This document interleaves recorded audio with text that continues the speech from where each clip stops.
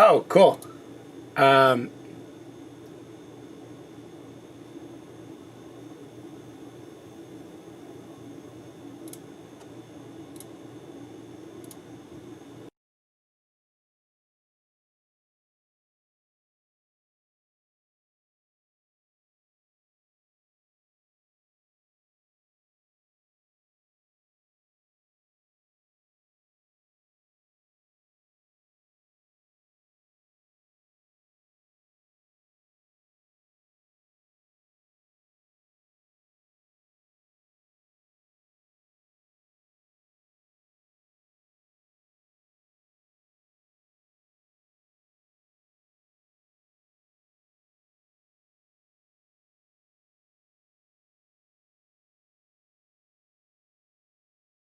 All right, I'm cool.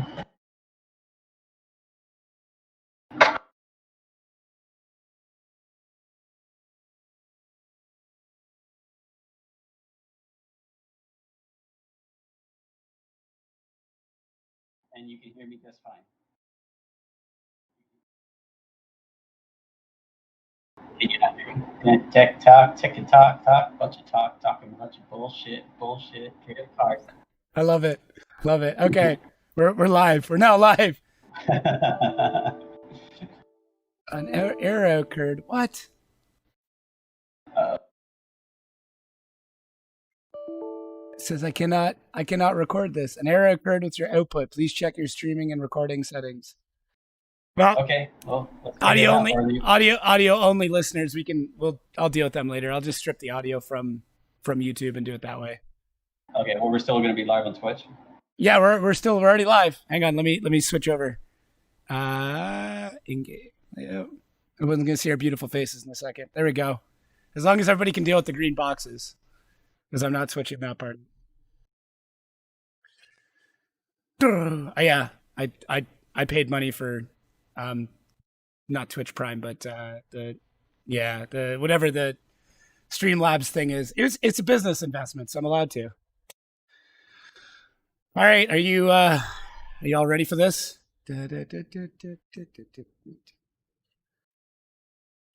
Throwback, right? I haven't done a podcast in a long time, so I've been too busy. It's just what it is. I know I should have made more time for it, but when I saw that like nobody else was podcasting, I felt significantly better about it. And also part of me was like, "Oh, this is your time. Like no one else is podcasting. You should be doing it." But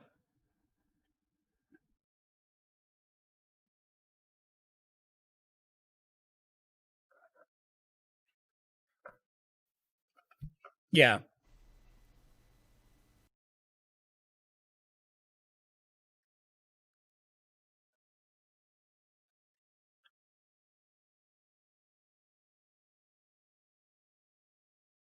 yeah, I'm pretty excited. I'm definitely excited. Obviously, lots of driver changes. How we're actually going about all this has changed pretty significantly. Um, there's just been a lot of changes. So uh, I think we should like super quickly just cover what's going on. So obviously they've condensed all of the rounds into 4 locations, 8 rounds. So St. Louis, Texas. Um, oh my God, uh, Monroe, Washington, and then Irwindale. So as of right now, they're stating that St. Louis and Texas will have fans, but right now, Irwindale and Washington will not. Is my understanding. Now, obviously, like everything in this current life, it's subject to change without notice. So, and then obviously, what they're doing is each one of those rounds, there'll be 2 pro rounds and there'll be 1 Pro 2 round. The Pro 2 round will happen on the Friday, which for us recording is tomorrow, and then Saturday and Sunday will each be a separate pro round. And it sounds like they're going to run the same track layout for each of them, because there's not going to be enough time to practice sufficiently to give them 2 separate track layouts.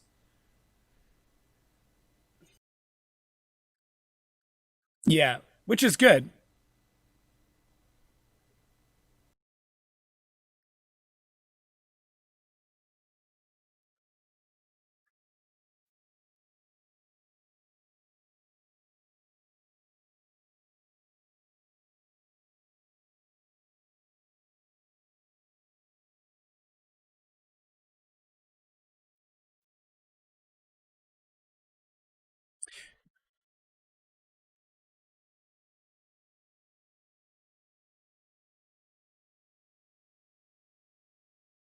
Yeah. Well, the other thing that they changed that's pretty significant and was a good decision in my mind is the last clipping point is now not an inside clip, it's an outside clip. So which means that when you transition across the wall, instead of picking back up on the throttle to come back at the track, you're now going to keep pushing out and around. So it just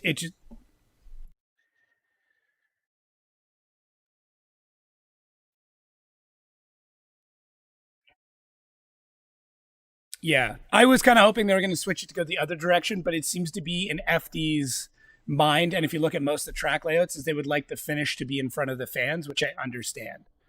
You mean that seems to be the way that most of the track layouts go? Is that the big finish happens right, like whatever the pinnacle moment of that track is, they try and have it at the fans, right? Like in Irwindale, you have that transitioning section, then they go into that inside bank, and then they come back out. Um, Yeah, okay, obviously Atlanta, that's pretty obvious. The horseshoe is right in front of the fans. Um, St. Louis, you are coming towards the fans the way that the track layout is. Even in Texas, like you're the fastest section of that track, for the one section is you're coming at the wall towards the fans in the last corner. So that seems to be the way that they've got things situated. So it is a fan experience. If you've never, like, for people who've never been, it's incredible. It's absolutely insane.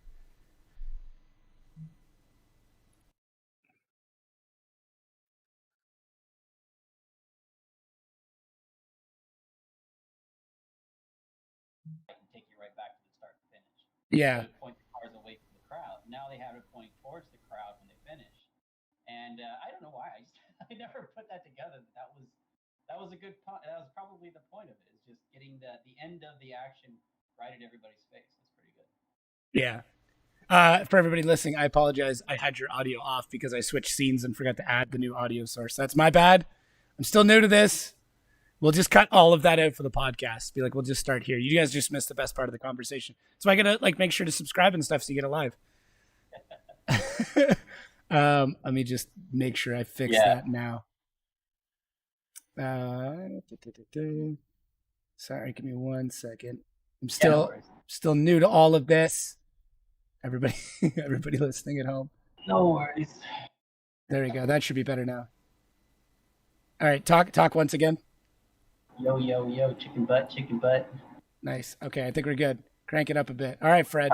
Fred's good. Fred's our EDC guy. So if anybody knows anything about how to set up a proper live stream, it is going to be Fred. Um, so yeah, that's obviously has to play a factor into how they do course layout is doing that. I think that was probably one of the reasons with the old St. Louis layout is that you can only see a very small section of that course. So, Yeah, yeah, that makes sense. That's true. but okay, so we should go on to drivers. So obviously we've got drivers not showing up, drivers showing up. Do you want to like run through pro drivers really quick, and then we'll just go through Yeah, it? I have. Do you got? Yeah, I got a list pulled up here right now as well. yeah, I do too.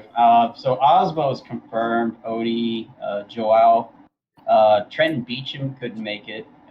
Yeah, he made a statement like it basically was like my family comes first, and so I think Mhm. that's part of it that that a lot of people didn't factor into this is like there's also the political side of this that like there are people that are just not going to go because of that, right? Like their beliefs in whatever, and we're not here to judge on any of that, but like that's definitely part of it. Yeah, everybody has their own comfort level, and we all can respect that. If you don't want to show up because of what the global climate is right now with Yep. the pandemic, then don't. That's fine. But if people are feeling comfortable enough to go out to this event, they're still taking the precautions that are required of this from the state or the city.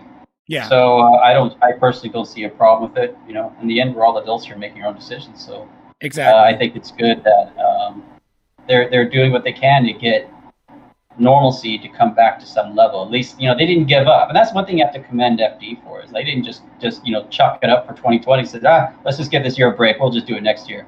They Yeah. they they hammered out a season, and Yeah. that's It's crazy. it's a double-edged sword when doing that because of the wear and tear in such a short period of time for everybody. But I mean, they're all on board. They're all there. They want to battle, and they're down to still make a season this year. That's pretty awesome. Yeah, no, it's commendable for sure. I have huge respect for everybody in that organization.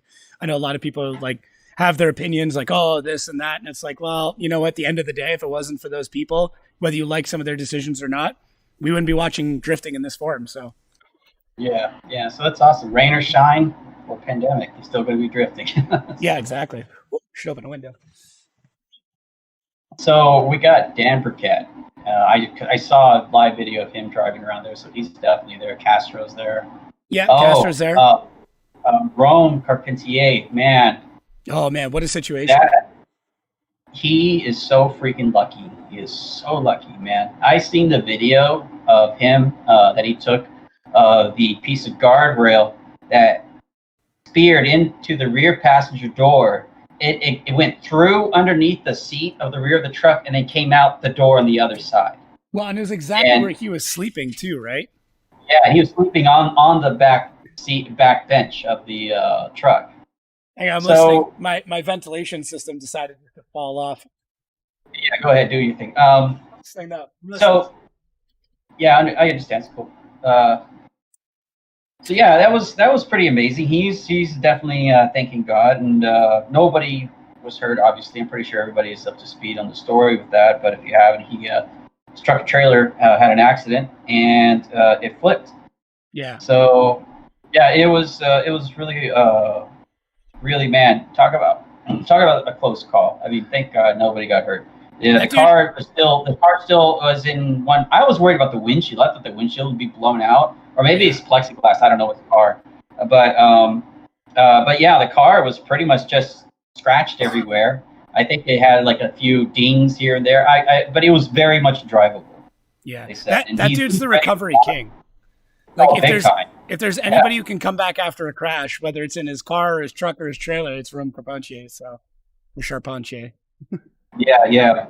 So man, definitely got a nothing to lose spirit over him right now, and he could be a serious wild card coming in this battle because coming out of an accident like that is still pretty traumatic, especially being a driver. Yeah. So I feel that there could be something that clicked with Rome from this whole event. I think he's going to channel that energy into focusing on driving. Just my well, he's a motivated dude, and that's not just because he's like yeah. a motivational speaker and shit like that. Like he's, Mhm. I mean, it's just his personality. If you ever chat with him, he's very contagious when it comes to his excitement in whatever it is he's doing. So Yeah, absolutely. I chatted with him a little bit at Desert Mayhem 3, and we were talking suspension and stuff, and he was just awesome. He showed me stuff on his car. We had a great talk about suspension and quality and just all these factors that he experienced to improve his drifting. And he was just kind of relaying that to me, so that was really cool of him. yeah, no, he's definitely a pretty cool guy in the few times I've chatted with him. Oh, what list are you going off of? I've got the alphabetical list, or do you have the qualifying list? I have the list off of Formula Drift's, like the Facebook page where they have like names crossed out. Oh, okay, interesting. I'm gonna have to look that one up. Yeah, let me. I can just send it to you right now on Facebook. Oh yeah, I guess that works too. Because yeah, you know, I mean, that's something else we got to talk to. Is there are drivers that were supposed to be there, and drivers that did not show up, and drivers that made it clear beforehand that they weren't coming. So it's interesting. It's like I've chatted with a few people on the ground, and it's moment by moment right now what's kind of happening. So I don't think we're really going to know until Saturday, what the actual list is going to look like. So Yeah, yeah.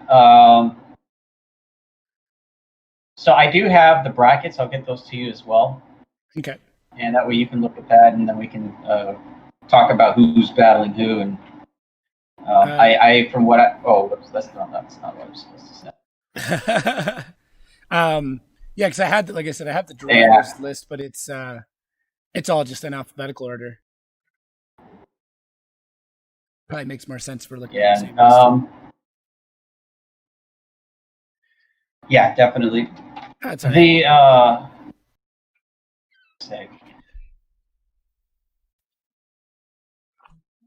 Yeah, but it's even the drivers that tried. Oh, nice. Be jealous. Thank you. Ugh. For everybody watching at home, if you guys need baking done in the Windsor area, I'm supposed to be on a diet, but that's clearly not happening. Okay, so Frederick Osbo. Treat yourself. Yeah, why don't we just work from like the top of this list and kind of move down? Yeah. So Frederick Osbo, obviously, new Supra. Although early reports are he looks just as good in that car as he does in any other car that he's driving. So that's good. Yeah, there's the thing though. We haven't seen him trying to tandem anybody. Bodie Bakshi's, he's new chassis this year, which I believe he had the oldest chassis in FD for a long time. It was. Yes. Oh, I lost your audio. Why can't I hear you now? Check. What did you do, Bryan? Check. I can't hear you. I don't know which end it's on.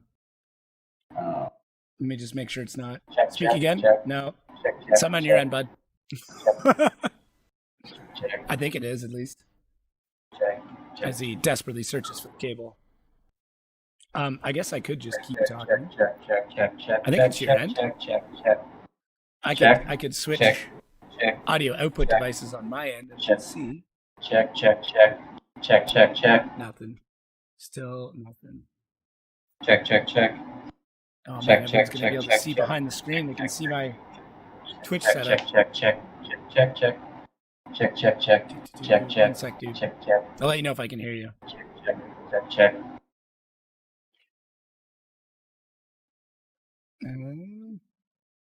Yep. Oh, hang on. It's on my end. Oh my god, I'm such an asshole. How rude am I? Why is it? Hang on. Speak again. Yo. Oh man, that's Yo. funny. So I think my headphones might have died. Hang on, I have backup headphones. I am prepared. I can hear you, but I got to put you to speak.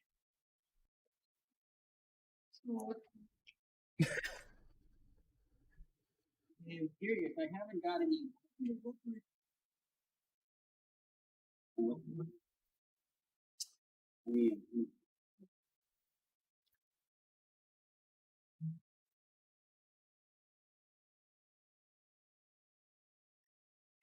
There you go.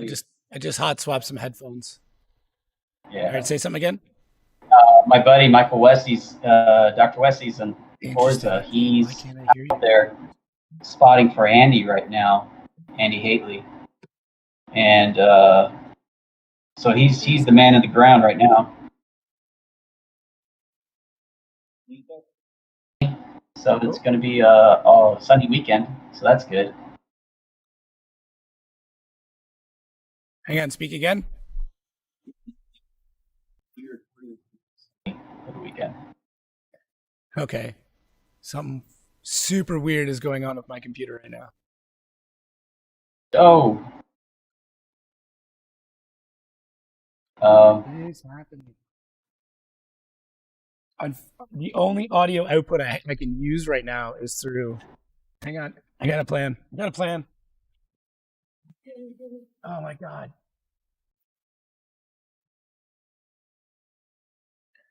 Thinking on the fly. Okay. Speak now? Okay. I've made something work. It's not ideal, but it's going to have to work. Oh. Something that was weird. Something with like my whole audio output on my front, like on the front of my computer just stopped working. I mean, yeah, it's not ideal by any means. So that's okay. Everybody watching home, we can hear him. Okay, thanks, guys. I'm glad that the camera wasn't on at that point because I was like full panic mode. Like, oh no! So it seems to be working, and that's okay. I'm not going to screw with it. That's a later tonight or tomorrow problem. Thank you everybody in the chat for helping out though. It's completely on my end, so I feel like an asshole. Be like, no, Bryan, you fucked up. Anyway, so you're saying weather's all good?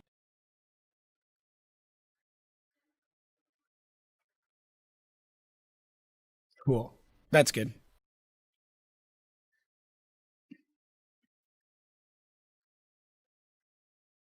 Yeah. We can get both of you if you go on a different output. That's all. Okay. Can't hear Bryan now. What is? Oh, I know why. Hang on. I've got like real time people helping me in the background right now, so it's great. Okay, there, we're good. I think we're good. Are we good?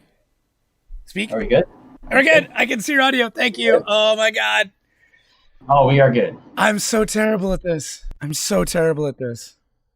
I don't know why I decided to do. I don't know why I thought this was a good idea. And then I was like, oh, you know what I should do? I should smoke a joint. That'll help things. That did not help my situation. Thank you, Fred. Thank you, everybody in chat. I do greatly appreciate it. I'm eating this cupcake. This is for you guys. It's for all your efforts tonight. All right, so we're already on the driver's list. All right, let me pull it back up. All right. So Frederick Osbo, new Supra. Early reports are looking good. Odi Bakshi, new S15.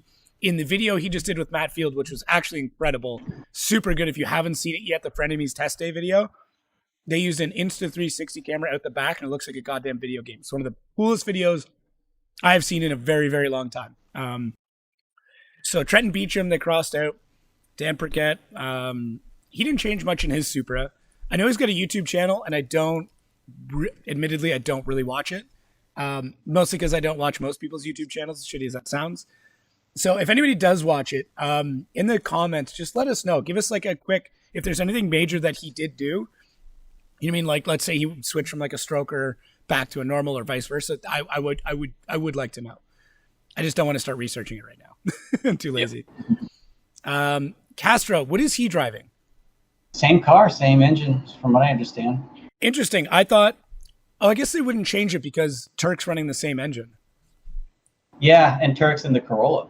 Yeah, we'll get to that. But yeah. Papadakis is known for having lots of spares, but now he has to carry all of the spares for the Supra.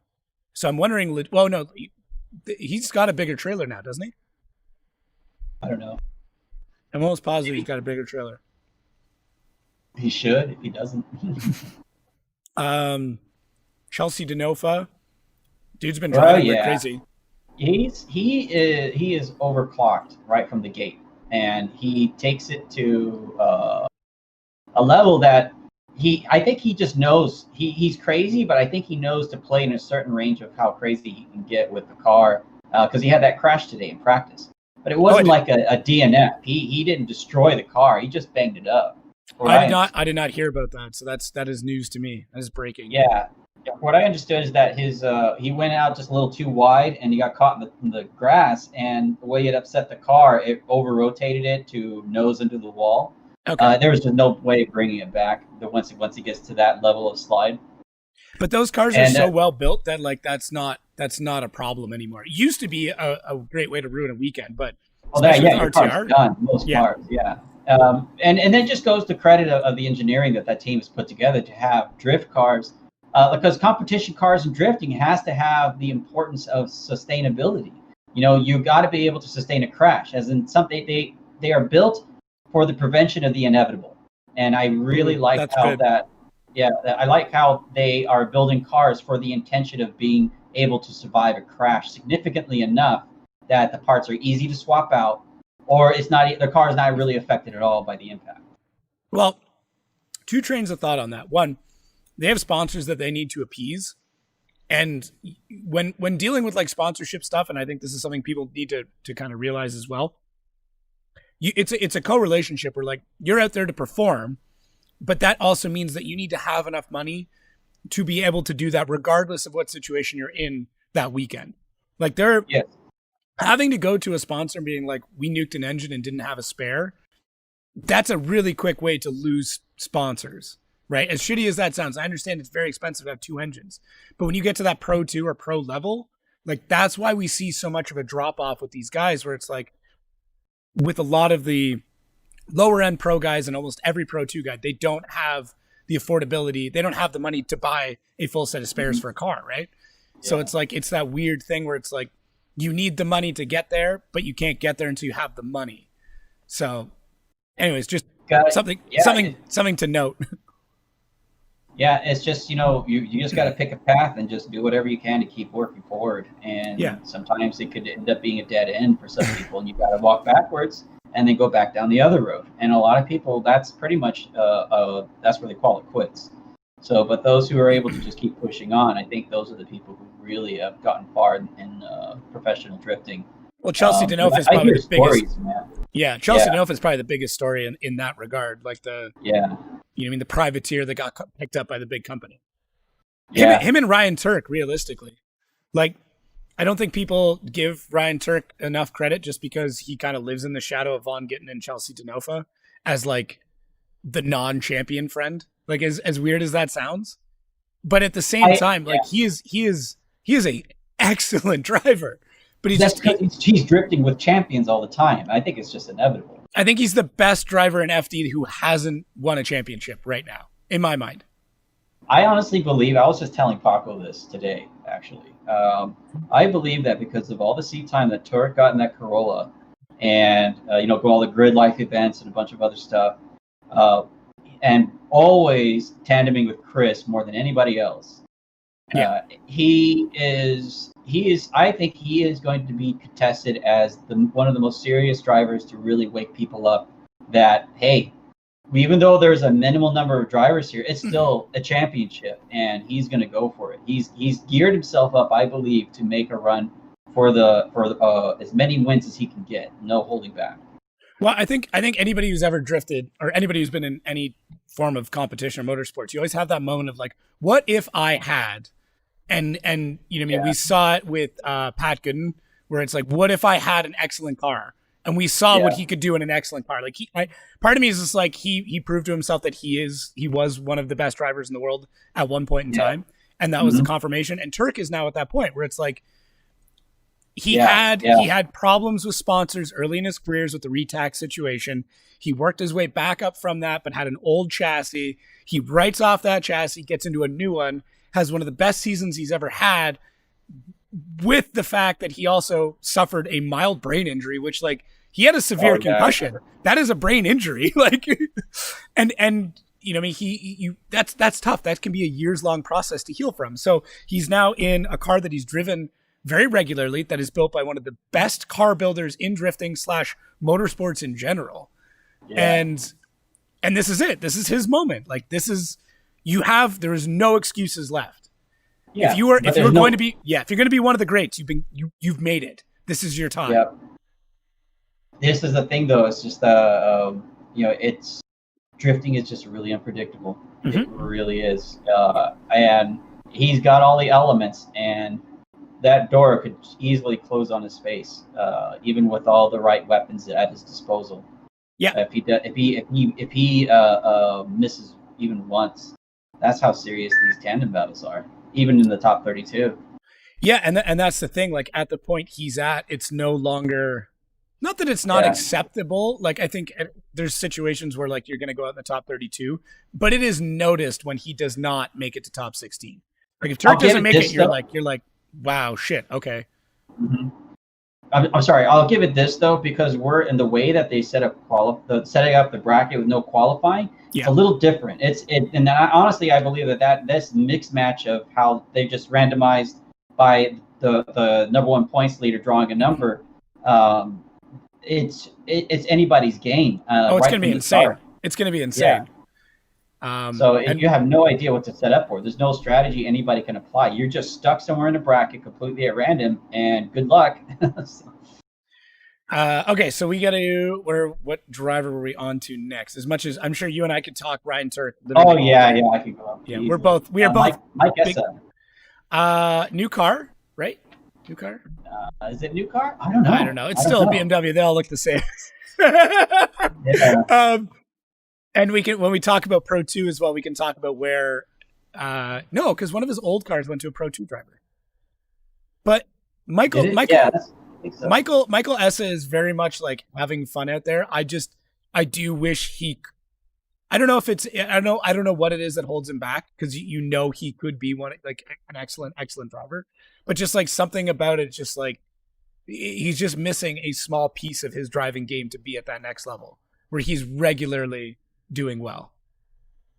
Yeah, I don't know. I don't know what his situation with his campaign. Like, I don't know how serious he is. Like, is he gung ho for the championship everywhere? I just don't get that vibe from him. I get him as like doing the best within the limits that he set for himself. Yeah, I know what you And mean. I know exactly yeah, what you mean. and I was just gonna say in the chat, no minor changes to Dan or nothing but minor changes to Dan Burkett's setup, which is good. I think that's the right thing to do. But where is the chat you're in? I've got like a Facebook and YouTube chat stuff open as well. So YouTube Okay. right now and Facebook. I kind of got both of them going. So what's that put us on to? Matt Field. Matt Field, same thing. He's like he reminds me. He kind of reminds me of a Ryan Turk in the Ryan went from like the party boy phase to like slowly getting more serious about his career, and Matt Field I feel like is a few years behind from that. Where like obviously he's very serious about his career, but he's still kind of the party boy. So Mm-hmm. where Ryan like is when you party with Ryan, but he's not like that's not his public persona anymore. He's not grinding TVs in his living room on a skateboard or on a BMX. I can't remember. Yeah. Although that would be super cool if they could start going back to that shit again. I wouldn't be mad. No, I think it would be a good throwback. I remember Uh, the Blood Masters videos, stuff I like that. know. Yeah, I know. Cool. They're so good. I didn't. Yeah. I was never an options. I was never an options guy. I was always a Bloodmasters guy. So, All um, Blood Masters guys are options guys. yeah, that which is funny. That's just the progression, right? Like over Yeah, time, it it's the is. generations of drivers. Where like I see the young drivers now, like the Brandon Sorensens, where I'm like, Mhm. holy shit, like that's the next generation, which he is not on this list, but we'll get to that. Um, So who are we next? Chris? Chris Forsberg. Chris so I know he went all out on this car build. Yeah, he did a lot of weight changes. So this is one of my weird tangents as well. Chris Yeah. utilizes a lot of video footage to analyze what his car does. And I know this because and I'm not trying to be that guy, but like I got the opportunity to send Chris footage to help diagnose problems with his car. It's probably one of the greatest moments of my life so far, next to my children and my wife. But that is something that I tell people like even if you're not at a high level of drifting, pay a kid with a video camera to film you because you can learn so much from it, even if the footage is really shit. In-car footage, whatever footage it is, review your footage and find out why you're having problems. Chris is one of those 100%. people and noticed, I'm presuming, that he noticed that there was weight shifting issues and where the car was pivoting was not where he wanted it to be. And we saw him move the majority of his weight to right over the rear axle as opposed to overhanging the rear axle. And he kept calling it pendulum. And I don't know if that's the correct term. I always thought it was pendulum. But like, anyways. No. It's tomato, tomato. But yeah, I'm very excited to see how much faster that car is going to be because that is all going to resort in better turning and a very fast car. Because the things that he was complaining about having an issue with, because connecting this same course on the old layout, is that he was having to pull the handbrake a lot longer than he wanted to. It's just the gearing or something, or the power just didn't allow him to really kind of connect this corner as smoothly as he could. Excuse me. So I feel that there's no excuse now. There's the new adjustment to the layout, and plus he improved his car to be able to handle a lot better. He better be on fire through this course this time. Yeah, I'm very excited, and those VR engines sound so much better than those ridiculous VQ or whatever the heck that weird. It's surprising because of how similar the two engines are, but maybe Yeah. there's a lot more differences than I understand. It could be a firing order thing, which that's is true, huge, huh? right? That was like I didn't realize how. The V6. I don't know if they call it. They still call it a VQ. I don't know. I know what they sound like when people fucking straight pipe them at grassroots events. Yeah. Oh yeah. Stop doing that. Hey, Von I was a straight pipe 350 guy at one time. I'm not gonna lie. But I'll forgive you for the mistakes of the past, Brian. I did not know what I was doing. I was very much. We've all been there, young and naive. That was a very experimental phase of my drifting life. So. Oh my god, that's so good. Von Gittin Jr. Nothing major, just mentoring. I'm waiting for his, as shitty as this sounds, I'm waiting for the retirement announcement. He's talked about it before. He's still driving really well. I'm still just I waiting think for he's it. looking for something still. I Yeah, think he's to looking fill for that something void. to be that sign. Yeah. Yeah, to something to let him know that it's okay to retire it. He's not seeing it. So I don't blame him, honestly. I still think he's pretty damn young to retire. I believe that he's got another 10 years at least. I think it's in all honesty, he's such a numbers guy now that I feel like he's like, okay, how much money am I making for my businesses with me driving?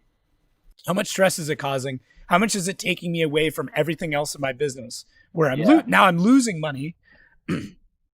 I think that's a lot of it. And I could see, man, who could I see him taking up? I could see him bringing on like a Ryan Literal as another RTR driver. I think that'd be a hard decision for Ryan, but Ryan is the kind of guy that shows he is got the RTR spirit of the go all out, but is also an incredibly strategic driver when he needs to be. It's such a weird, really good style. Yeah, very stylish driver, very similar to how Chelsea was. Bryan Literal very much reminds me of a Chelsea Denofa. The difference is Ryan at least has a very structured and good and a well-funded program now, especially with GT Radio getting on. And the Corrid Works has been supporting him tremendously. Yes, shout out to Greg Bussell. Yeah, Greg Bussell. Yeah. Lemon pepper wet chicken wings. If you know what I'm talking about, you're laughing. Okay, so yeah, Ken Gucci. Goosh is loose. New Supra. Very excited. Yes, that's right. Yeah, man, it is. I'm really excited about seeing Ken in this car. I thought that he was going to be something amazing in the FRS, and it seems like he just never really got that big opening, that big. There was no connection between him and the car. Yeah, there wasn't. So I'm crossing my fingers. This is the one. This is when we get to see Ken go full on Super Saiyan, because I've seen it before. Yes. I've told people this before. I've seen Ken when he goes full Super Saiyan, and it's freaking maniac. It's like almost like ninja angle. It's incredible how he can just throw people off with his crazy driving. But it's just been so long that it's like most people don't remember that. So I know he has it in him. It's just we got to see him in a car that will allow him to do it. Is this like the first?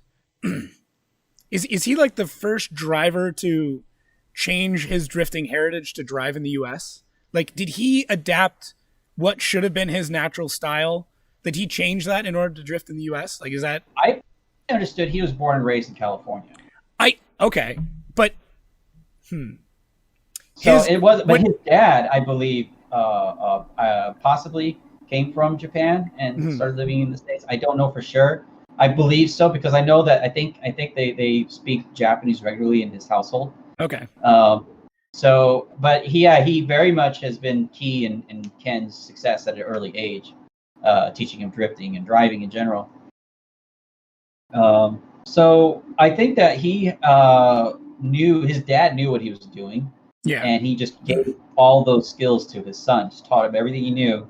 And it was just Ken by his own natural ability amplified all those basics that was taught to him to be something amazing. Yeah. So yeah, I think that what I'm curious about is how people take his driving in Japan, like when he goes to Japan to drift against other people, like how do they observe his particular style? This is very unique. Yeah, it is. It is. Him and yeah, it is. I know what you're saying. I'll talk about the next part of that when we get to the next driver or to another driver. Dylan Hughes. So, super public bullshit thing with the company he was with happens. Did everything he could to get through with it. Signs a deal with fucking Royal Purple. Like, walk away, mic drop. Fuck you. That's what that was. It was incredible. Yeah. I'm very excited to see what he can do. I was kind of hoping for a different chassis, but I'm also very happy that he didn't, because I think he's gone through so much shit. Just keep something similar, keep something the same, old, reliable, and once again, that was probably part of signing with Royal Purple, is he didn't have to put the expense of building a new car into it. He probably could sell that package a little bit better, right? So I believe so, yeah.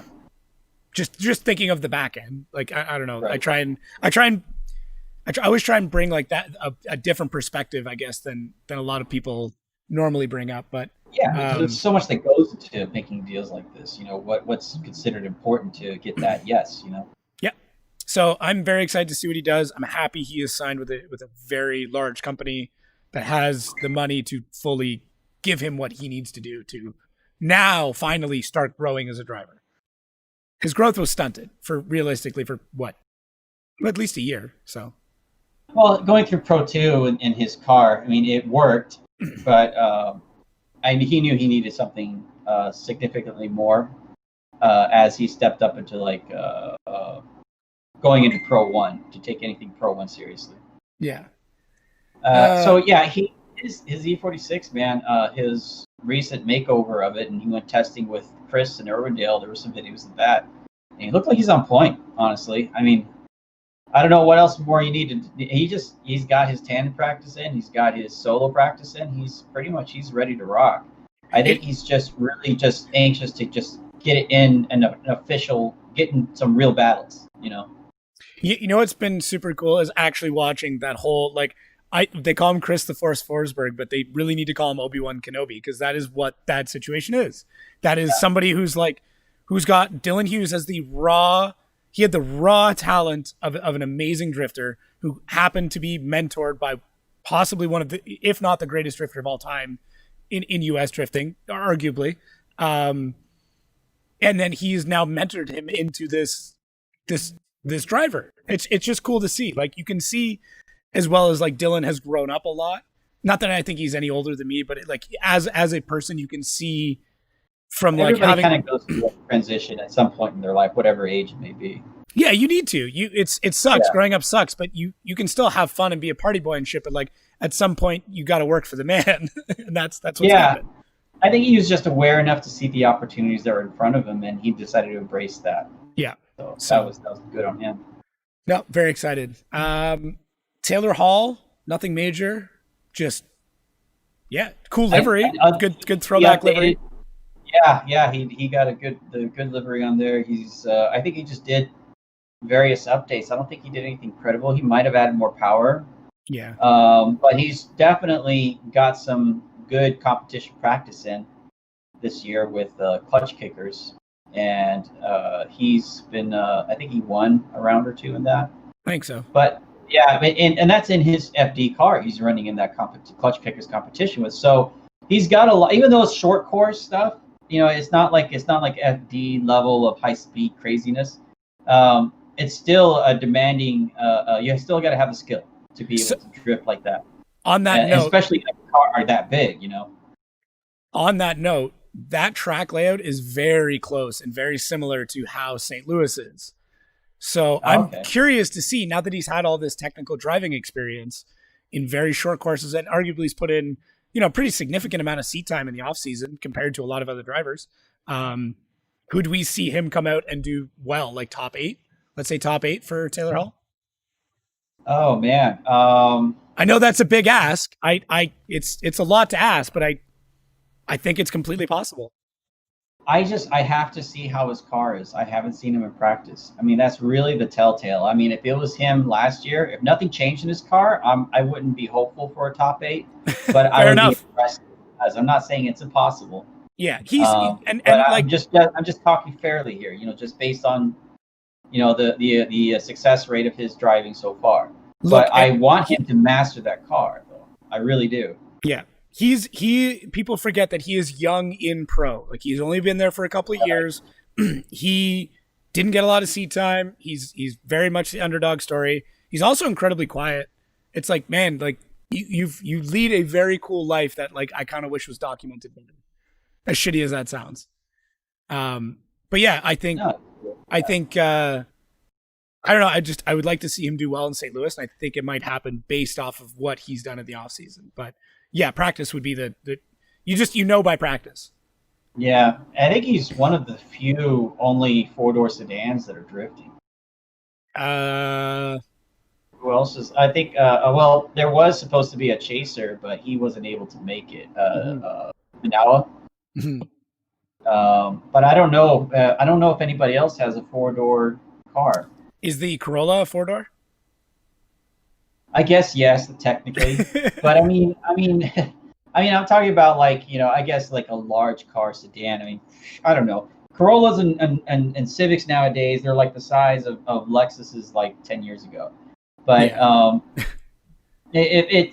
to me, I look at just to really cap on Taylor Hull. I like Taylor Hull's Cadillac. I really like that the luxury car turned drift car For obvious direction. reasons. Yes, and mostly it's because his car is probably the closest thing to my LS 400. So when he does well, I feel inspired. So I wish Taylor Hall would go and get the whole freaking round. I hope he'll win the whole thing, to be honest. Because But then that makes me feel like it's possible.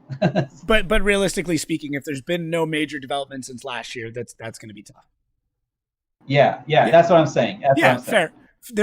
There's love in the comment, but it's fair. Yeah. So Jeff Jones, I didn't see. I'm a little concerned because like, okay, Jeff Jones. If people don't know, his day job or the company he runs does like stage setup and lighting setup and all that stuff. So if there's anybody who has been hit severely financially, it is probably Jeff Jones. So I'm hoping that doesn't play into this season with him because Jeff also already runs a pretty tight budget. And yeah, but Oh, that being said, I'm hey, curious just to a see. real update on that. Apparently, the Taylor Hall's Cadillac is a coupe. It's not a four-door. Oh, you just been the caddy's a two door. Oh, wah, wah, Dang. wah. Oh, you know who would know that too is Gerald Hernandez. He's in the chat because he runs another Cadillac. I can't remember what it is though. Yeah. Okay. Caddy's two door. Well, Regardless, it's a four door at heart. yeah, it's still a big car. Still It's still got the same wheelbase pretty much. So It's got a big wheelbase. Yeah, Yeah. I haven't seen any big updates on Jeff Jones. I don't actively go out and search I Jeff saw Jones him stuff. test run. He's looking good. He was getting some practice laps in his car, make sure everything's dialed in a balcony, Yeah. the springs. So I mean, he looks like he's set and ready to rock. I think Jeff is just he's kind of like he's a very much if he sees the door open, he's gonna throw the whole car in it. Yeah. And that's just what he needs. He just needs to see that all these things are in line. Jeff is gonna shoot for the stars, and that's usually what it is. Is just like if something that holds him back. It's usually not him. It's just other things that just kind of balancing with his entire program. Mm-hmm. So when he gets his dots in a row, we've seen him on fire before, and Jeff can go far. We're still waiting for him to carry that supercharger to the podium. That's going to happen. Man, I so hope that's going to happen. I will not forget that. Yeah. I'm really hoping. I don't know who the parent company of Doc is, like if it's Coke or Pepsi or whatever. Yeah. But I'm hoping that one day they realize what he's doing for that brand. Like he's like single-handedly. He's doing great things for that brand, even if it's just with the FD audience. So I'm hoping that's recognized. They need to expand stock availability because it's only in like a couple of areas, isn't it? Yeah, like certain states or certain cities or something. I don't know. It's good. I've had it. It is good. It's quite delicious. I think it's better than Dr. Pepper, to be honest. Ooh, I'm not gonna tell Kevin that. I'll fucking take that to the grave. It's pretty good. It's pretty fucking good. Yeah. Oh man. Yeah, Drifting Pro Am is a four door. Okay, so he is a four door. So you need to have you listened to Drifting Pro Am podcast? Yeah. Noel Garcia. Yeah. Yeah. So I think that's anyways. He's got a four door. Dean Carney. Same thing, just an incredibly long and powerful car. I don't know what else is changed. You talk about the Viper? Yeah. It is not a long car. It's not? No, it's smaller than a 240. Is it really? Let me double check that. But I remember seeing that car up close, and even the wheelbase of that car, it was shorter than a 240. Which Viper? Which year Viper is he got? I have no idea. Viper 2010 Viper was. I've got a computer in front of me. What am I doing on my fucking cell phone? Let's look this up. Oh man. Let's say 2015 Viper. I don't even know if they made. They did, yeah. Wheelbase. Yeah. At 98. Okay, 98 inches. So it should be. It should be a good chassis, but I think it's just the front end's so long. Yeah, it's where the weight sits that makes the difference. Yeah. And he has so much engine in the front. He's basically almost sitting on the rear axle line. Okay. So Um, that's more of the problem.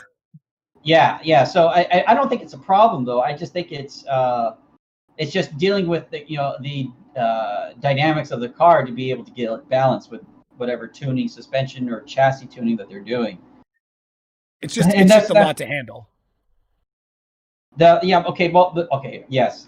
Vipers, from what I heard, I haven't driven one, but they are kind of known for being very, very, very twitchy, no matter what generation Viper you get. Yeah. I think it's like the older they are, the worser it is, kind of thing. And so yeah, they're definitely a handful of car that somebody has to muscle around. And I'm pretty sure it's not his preferred car out of if he could choose any drift car to fling around the track, but it's a car that's paying the way, so he's going to keep drifting. And in all honesty, I'm really happy to see it. I think that beast of a car it's such a rad, true modern muscle car, American muscle car. You know what I mean? And even though it's not like muscle in the technical term of the big block, little car, it's still American muscle. Yeah, and it's a badass V10. car. The bets are American muscles. Yeah. And so it's good to see that Dodge in some form is still being represented in the sport. We still have, but you know what? The only one we don't have is Chevy. Chevy doesn't have Cadillac? I guess you could say Cadillac. For the GM. Yeah. But there's, we got enough of the different brands that are still showing up. We're not all just a field of 240s and Mustangs. Yep. Okay, so next one. This one actually got me pretty excited. Farouk is back. I heard he's in a different car. He is. He's in a 240, I believe, with a 2J, and it looks pretty good. Like, that BMW was never sorted. Whatever happened, I don't know. I don't know the story. I don't really care to know it, only because it's like it's over. But that car was never sorted. It is a great party car. It looks cool at Grid Life. It fucking hangs loose. It's slidey as hell. Makes a ton of smoke and some crazy sounds. It's a great party car, but it was just not. It never became competitive. Yeah. That BMW. I've seen Farouk before. That transition to being the BMW was an investment. I think he was trying to make his work for himself as much as possible. Yeah. I don't know the whole story, but I am happy to see that he was able to get himself into something that he's familiar, something that's proven, and something that will really allow him to focus on driving. Right. And we can really see what Farouk is capable of. So that would be, you could almost consider him an unknown wild card, because we haven't seen Farouk, go into, overdrive with his abilities. And hopefully we can see that in this round. Mm-hmm. We were corrected. The Corvette is a Chevy, and Matt Field has a Corvette. Duh, I only said that. I know, that's all right. And I'm the one who's smoking drugs. I was painting, so maybe I was smelling too many paint fumes. Okay. So Ryan has been kind of out of touch with a lot of stuff lately, so I don't know. But anyways, go ahead. I mean, we all have been. Realistically, so have I. Yeah. Like, I mean, I just have I don't know. I just haven't, and there hasn't been a lot. Yeah. So yeah, I just been so focused with all the shit that I've been doing with these cars. I just kind of slowly just been less and less up to speed with the news. So that's why I like doing this. I appreciate you bringing me on this, because now I could get up to speed again, because I'm going to enjoy definitely watching a lot of drifting this weekend. It's going to be amazing. Oh, I'm so pumped. And I have nothing, as far as I know. I was supposed to go do a video shoot, but I haven't gotten back to me yet, so I may not be going. I'm like not entirely mad about it. Yeah. It would be good money, but I'm also like, I kind of want to just sit in front of my TV and watch drifting. I'm probably going to be firing up a watch party on the discussion board for all the whole drifting. So definitely join me on that. I will jump in. I do enjoy those. Perfect. Ryan Littoral. So I think the big story with Ryan Littoral is GT Radial, and I have a lot of questions because they also jumped on, I think, is like a big time sponsor too. Like, I believe they're like a title or a partner sponsor with FD. So that's interesting, because that's, that says to me like there's a big investment there, and that means they're here to perform and to do well. So, and the other thing too is they jumped on 3 young drivers. So that also says to me they're in it for the long haul. Like if you're going to invest in 3 young drivers like that, that says to me you're going to be there for a bit. So I know we're supposed to be talking about Ryan Littrell, and I'm sure we'll get to that, but this is kind of the first time we've had a chance to chat about GT Radial.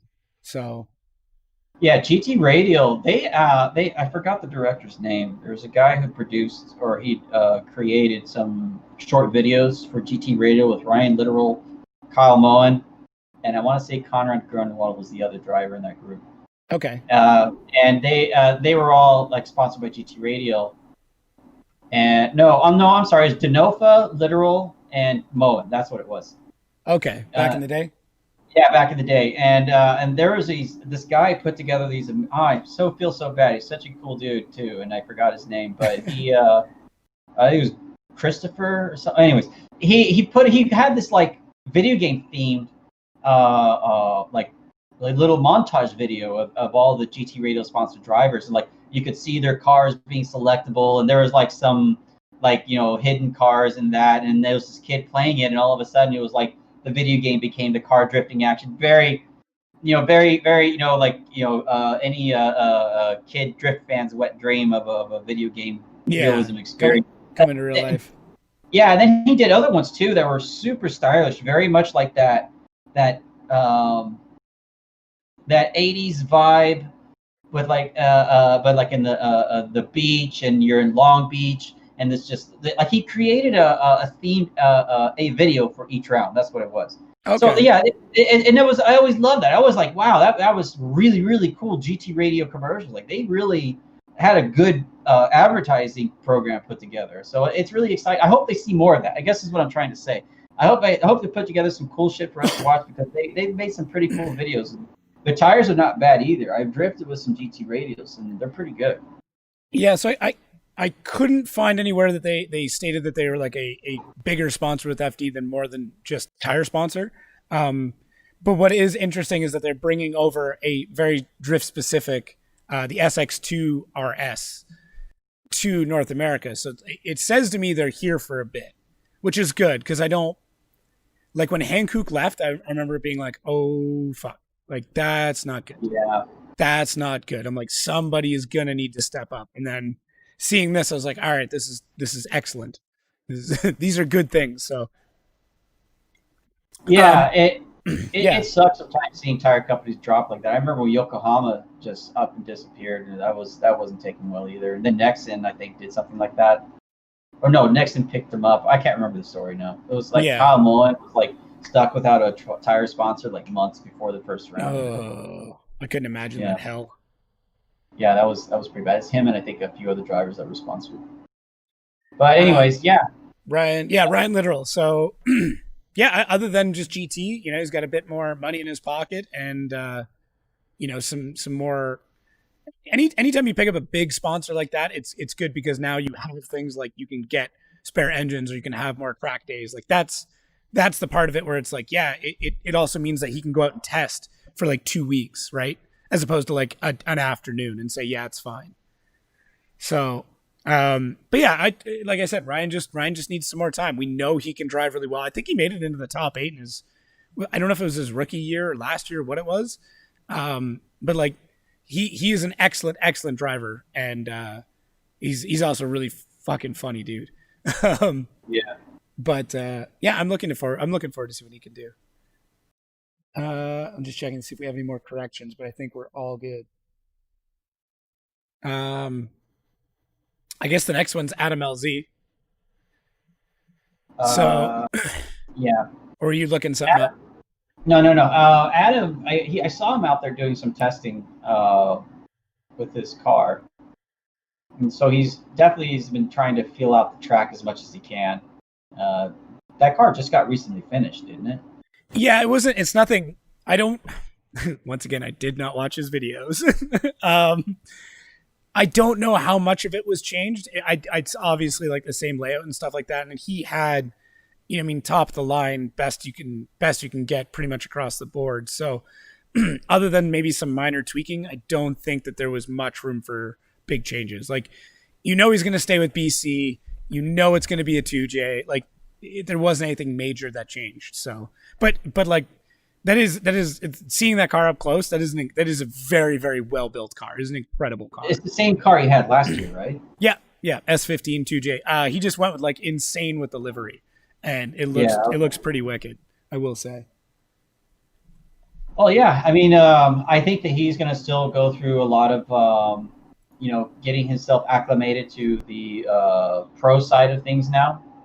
So I'm not expecting to be blown away by him, but I mean, who knows? Drifting, like I said, it just like Adam LZ could have his big breakthrough moment in this round for all we know.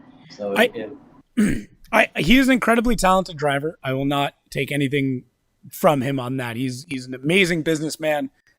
He's a great content creator, all of that stuff. But at the same time, he has not drifted with that caliber of drivers that often. It is very different, and that's something that people need to realize. Like, going out and party drifting with your friends is very good, and you will get a lot of seat time, and you will progress as a driver very, very quickly. But if you are not driving with the type of cars that are beating you or could beat you, you cannot get to that point. No amount of grassroots drifting is going to allow you to tandem well in a pro car.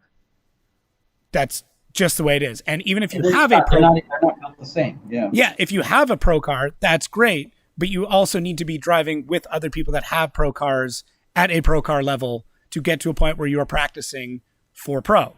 So I don't think I hope he does well. But once again, as somebody who's just coming into it, I think it would be very difficult to expect him to be winning events.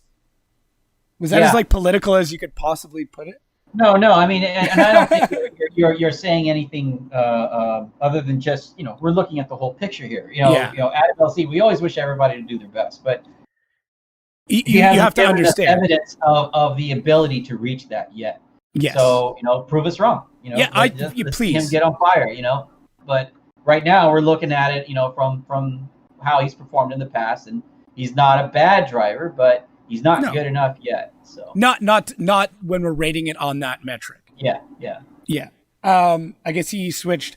I guess Adam switched out WiseFab in the rear for PBM and more power, but that's to be expected. I will say, and I kind of have to disclaimer this as well because I'm friends with a competitor. I have seen a lot of people removing WiseFab. I've heard about this in the grapevine. So and I don't know why. Once again, not to be that guy. I talked about this, I think 2 years ago and then last year as well. And it's something I saw when it happened to James Dean. That was like the pinnacle moment for me. And I don't have a problem with WiseFab, but I see inherent issues with it. And if they don't change, I could see more people jumping ship as well. So companies like FDF, PBM, some independent shops, like even what Matt Field puts out, stuff like that, have advanced past WiseFab in a lot of ways. So it's now up to WiseFab to catch up, in my mind. Only my opinion, obviously. Yeah, I agree. There's a lot of good engineers at PBM. I know one of the guys who worked there, and they know their stuff. Yeah. So that there's a reason why their name is popular. I'm very happy that there is competition in that space, because at one point in time it was only WiseFab and it got very expensive because of that. And now that there's competition, that's a good point, actually. now that there's legitimate competition, that just means that angle kits are going to get cheaper. That's, as for the consumer, we now have more choice and they're going to get cheaper. So, next driver, I know absolutely nothing about this driver, and that includes how to pronounce their name. It's Wataru Matsuyama. Thank you. Educate me. What do you know? Do you know anything? Wataru is a pretty young dude. I would say he's probably in his 16 or something like that. I could Google him, but 16 to 18, I think. But anyways, he's a highly talented driver. He has done extremely well in Formula Drift Formula Drift Japan. Okay. And that was where he made his name for himself. So he's been a regular there. He did well enough. Now he's got a campaign put together to bring him to the States. And Robbie Nishida and his YouTube channel, he interviewed Wataru a few times, Okay. and yeah, he is. I watched him. I watched some old like I was going through like a Formula D Japan binge, and I was just watching like all the rounds back to back. They were all edited to just to the battles. Oh, cool. Um, yeah, so it was nice, and I saw him, and I was like, oh, okay, cool. Let's see how he does. And I was like, God dang, no wonder he's he is definitely good enough to come here. So I'm looking forward to seeing what he can bring to the table. I'm really happy to see that a driver came from Japan, made it across the waters. He's one of two drivers, it looks like, that made it from Japan to compete in the States. Hmm. And we'll get to the other one later. But Wataru is in a like a teal green S15. I Yeah, it believe looks it's cool. 2J as well. So yeah, he's got the right recipe of a car. He's definitely shown he's got the talent. So now it's just him acclimating to our tracks here, and I wish him the best. So Yeah, like I said, I know absolutely nothing about him, so um, hopefully it goes well. yeah, he seemed like a pretty cool dude. You know, I, pretty I, I chill. always I always enjoy seeing Japanese drivers come over because Yeah, I just enjoy it. It's something I don't admittedly watch enough of, and I know I should, but I do enjoy it. yeah. The at Formula D Japan is really impressed me this last season, the 2019 season. Watching all the rounds, these drivers have gotten really good. They figured it out. You know, now they're catching up to Andrew Gray, and the drivers who are more notorious for just being always in the top. Um, and so we're seeing more exciting action happening in that series for sure. Hmm. Yeah, it's just added to the list. So next up, Yves Mayer. I believe he's in a Eurofighter, from what I've seen. I don't I know don't a know who he lot is at about all. him. It's a Swiss flag. It looks like so. Maybe he's a. Yeah, I don't know. I don't know much about him. So if anybody in chat wants to send us information on him, please do. But once again, Yeah, there was a point in time where nobody knew who Frederick Osbo was either. So yeah. that was a thing. Okay, Tyler Nelson. He got his pro license a little while ago, didn't he? Like I feel like he was. I believe he's a Mustang driver, um, and I think he's partnering up with somebody with Jonathan Nairn, if I'm not mistaken. Who's the next guy that we're going to talk about? I believe both of them are Mustang guys. So this is and once again, this is the part like should probably know more about these, but hey, whatever should happen. So once again, anybody in the chat, please let us know. We'll read things off. If you want to give me like the Cole's notes, like the 30-second description of any of those drivers. But obviously being a rookie, so that's a big update. Yeah, he comes in as a rookie. I don't know. I mean, he had to have competed in a series out there to get here. Well, he So had he's to do definitely something. yeah. But I was kind of like I was trying. I'm not friends with him on Facebook, but I was trying to see if there was like get an idea what his car is, and I can't find anything. I'm almost positive it's a Mustang because I'm pretty sure him and Jonathan Nairn are doing things together. Okay, so he came to drive a car that's already here then. Yeah, as far as I know. Okay. And then Jonathan Nairn being the next one. I think. Sorry, I got him confused with the last driver. I think he's the one who got his pro license a little while ago, 2 years ago. Okay. So what are we on to after them? We'll let the rookie drivers make their own stories. JTP. So nothing major on his end other than his car is still insanely loud, which we saw in that little drift competition, which was super cool. Yep. I think that I would like for that to continue, and that competition really made me. I'm gonna put a lot of money on Odie this year. I really am. I just seeing the way he drove and how comfortable and how planted that car was in that competition. I was like, Jesus, like this is quite possibly the best setup car we've seen in a long time. I would believe it. It's 100%. it is like 100% the most planted and stable car I've seen in a very very long time. We got after that Travis Reeder. So another guy jumping on GT Radio back in the 240, and Napoleon Motorsports just disappears, or You said Travis Reeder's GT Radio? I believe so. It's him, Ryan Literal, and Kazuya, Oh, okay, okay. from my understanding, at least. Yeah, I don't know. But yeah, the electric car is gone. Any thoughts on that, or I don't know if you know anything about that. I think it was I don't think the endeavor was in vain. It was definitely a lot of data that was needed to understand how to introduce an electric car to drifting. Someone had to do it, right? Yeah, yeah. Are you mad that Are you mad that it's gone, or like? No, I'm indifferent, to be honest. I just like, okay, great, it's there. Let's see how it does. Oh, didn't do great. Oh well. Yeah. You know, it's kind of like I'm not anti-electric car by any means. You know, if the technology is meant to start taking over, it will do it on its own. You know, it'll happen inevitably, but the robot uprising will happen. It's going to be the day is going to come to when it's. I think this is what's going to happen. You know, not to get too sidetracked here, but electric cars will be at least 50 to 70% of the common cars on the road, and that gas-powered cars will become more of a luxury thing or motorsports thing. And that's okay. it. So it'll be like, oh, he's got an electric. So like what we see, like the commuter cars just die off and just all become electric, and then it'll only be like the sports cars or the GT cars or whatever.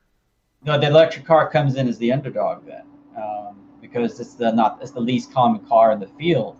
Mm-hmm. But because there's enough cars out there to justify a major sponsorship support for an electric vehicle, because now people could respond in a much greater audience to be interested in electric cars or follow or buy electric cars because they're seeing them in competition and the drifting level.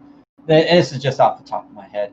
But, now, does that fall along the same principle then that we were talking about with what's it called? With oh my God, the Corolla. Like the reason the Corolla is there because they want to sell more Corollas. Yeah, that's true.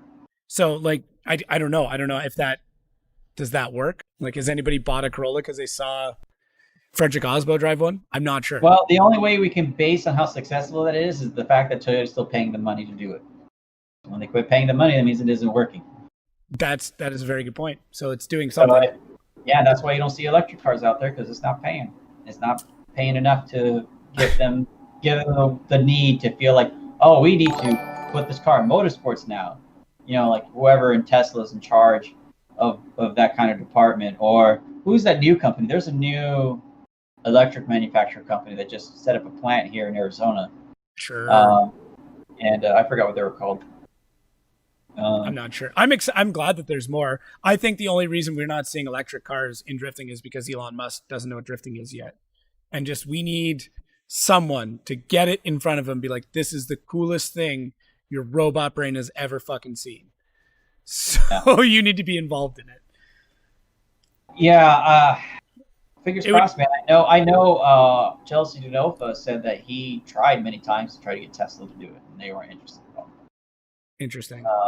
Yeah, so they're aware. You know, they understand what's out there in motorsports, and I think they have a goal that's different than most other car companies when it comes to motorsports. I don't think that's really something they're taking serious, but it's inevitable that they will. Yeah. So we'll just have to wait for that day. One day. Yeah. But I know that they'll be talking to the people who put this Camaro together. That's being seriously looked at because what I would like to see, what I think will happen first is a privateer will do it on their own. I think a privateer who can buy Tesla parts to put into any car they want is going to put it in a 240, and they're going to light up the field. And when they do that, that's when things change. Okay. Somebody do it. Sasha is a guy who runs On Point Dyno here in Canada, and he's a massive electric car builder as well. I think he's got an electric time attack car that's just destroying everybody right now. He's also part of he's also part of like the Tesla modding community, and he's done some pretty insane stuff with his setup. So I believe that's how it's going to happen. It's going to be a privateer. It probably won't even be into Tesla chassis, because you need to have a chassis that's kind of proven. The fastest way to prove the effectiveness of an electric engine is putting it in a proven chassis. Put it in 240. Yeah. Yeah. So don't make the work harder for yourself. They tried doing this in a Camaro, and that was one of their first problems. The Camaro doesn't have that much drifting knowledge. Okay, I take that back. I mean, it's been in competition. But it's never been a great competition car though. It's always been a shit competition car. Yeah, it's like the Camaro, I guess, gets more attention or whatever the promotional logic was behind using that chassis. They should have just taken an S14, build it to the tits with pro stuff, pro equipment, ready to compete, and slap in the Tesla motor and batteries as professional as possible, of course, and send it. I agree. And I think that's, anyways, I'm repeating myself here on that. No, I agree. Bryan, you're very passionate about this. I just feel it. It's like I see it in my mind. It's like I already see it. It's just like I just know it's going to happen someday. Yeah. Alec Robbins. So I'm really excited. Super excited. Dude. I got to work with his team in Texas last year, and I always liked Alec. He's a very nice guy. He's a total sweetheart. I've never seen the fire in his eyes until that day. And I was like, this is insane. This guy has the ability to be one of the best drivers here. Like it was nuts seeing that switch flip in him to go from being this very soft-spoken guy to being an absolute monster. It was crazy. Yeah, he's growing into his car. And he built it very well. He built it in a very competitive, budget-minded way, and I really liked that a lot. He had a very realistic direction with that car, and so much aftermarket support that was available already by that time. I honestly would be surprised if a lot more 350Z chassis start showing up. I'm surprised they aren't already, but maybe it's just it just wasn't time yet. These chassis are now getting into a range of affordability for younger drivers. And we're seeing them a lot more now. Hence all the straight pipe 350Z memes. So. Oh man, it's getting bad. I just can't. That's all. But yeah, it sounds like he's got it sounds like he's got more budget as well. Like there's something going on. Like his main sponsor's doing quite well for him. Yeah, that's great, and I hope that it pays off for him. He gets a good, realistic finish, for a rookie, and see how he goes, see how he does. So after that, okay, who's the next driver? Japanese driver that couldn't make it? Daigo Saito. Oh, it is Daigo. Yeah, he pretty much just was like, he wasn't wanting to do this style of back-to-back rounds. Really? What my understanding was. Yeah, and so he just wasn't into it. That's so Daigo Saito. It is.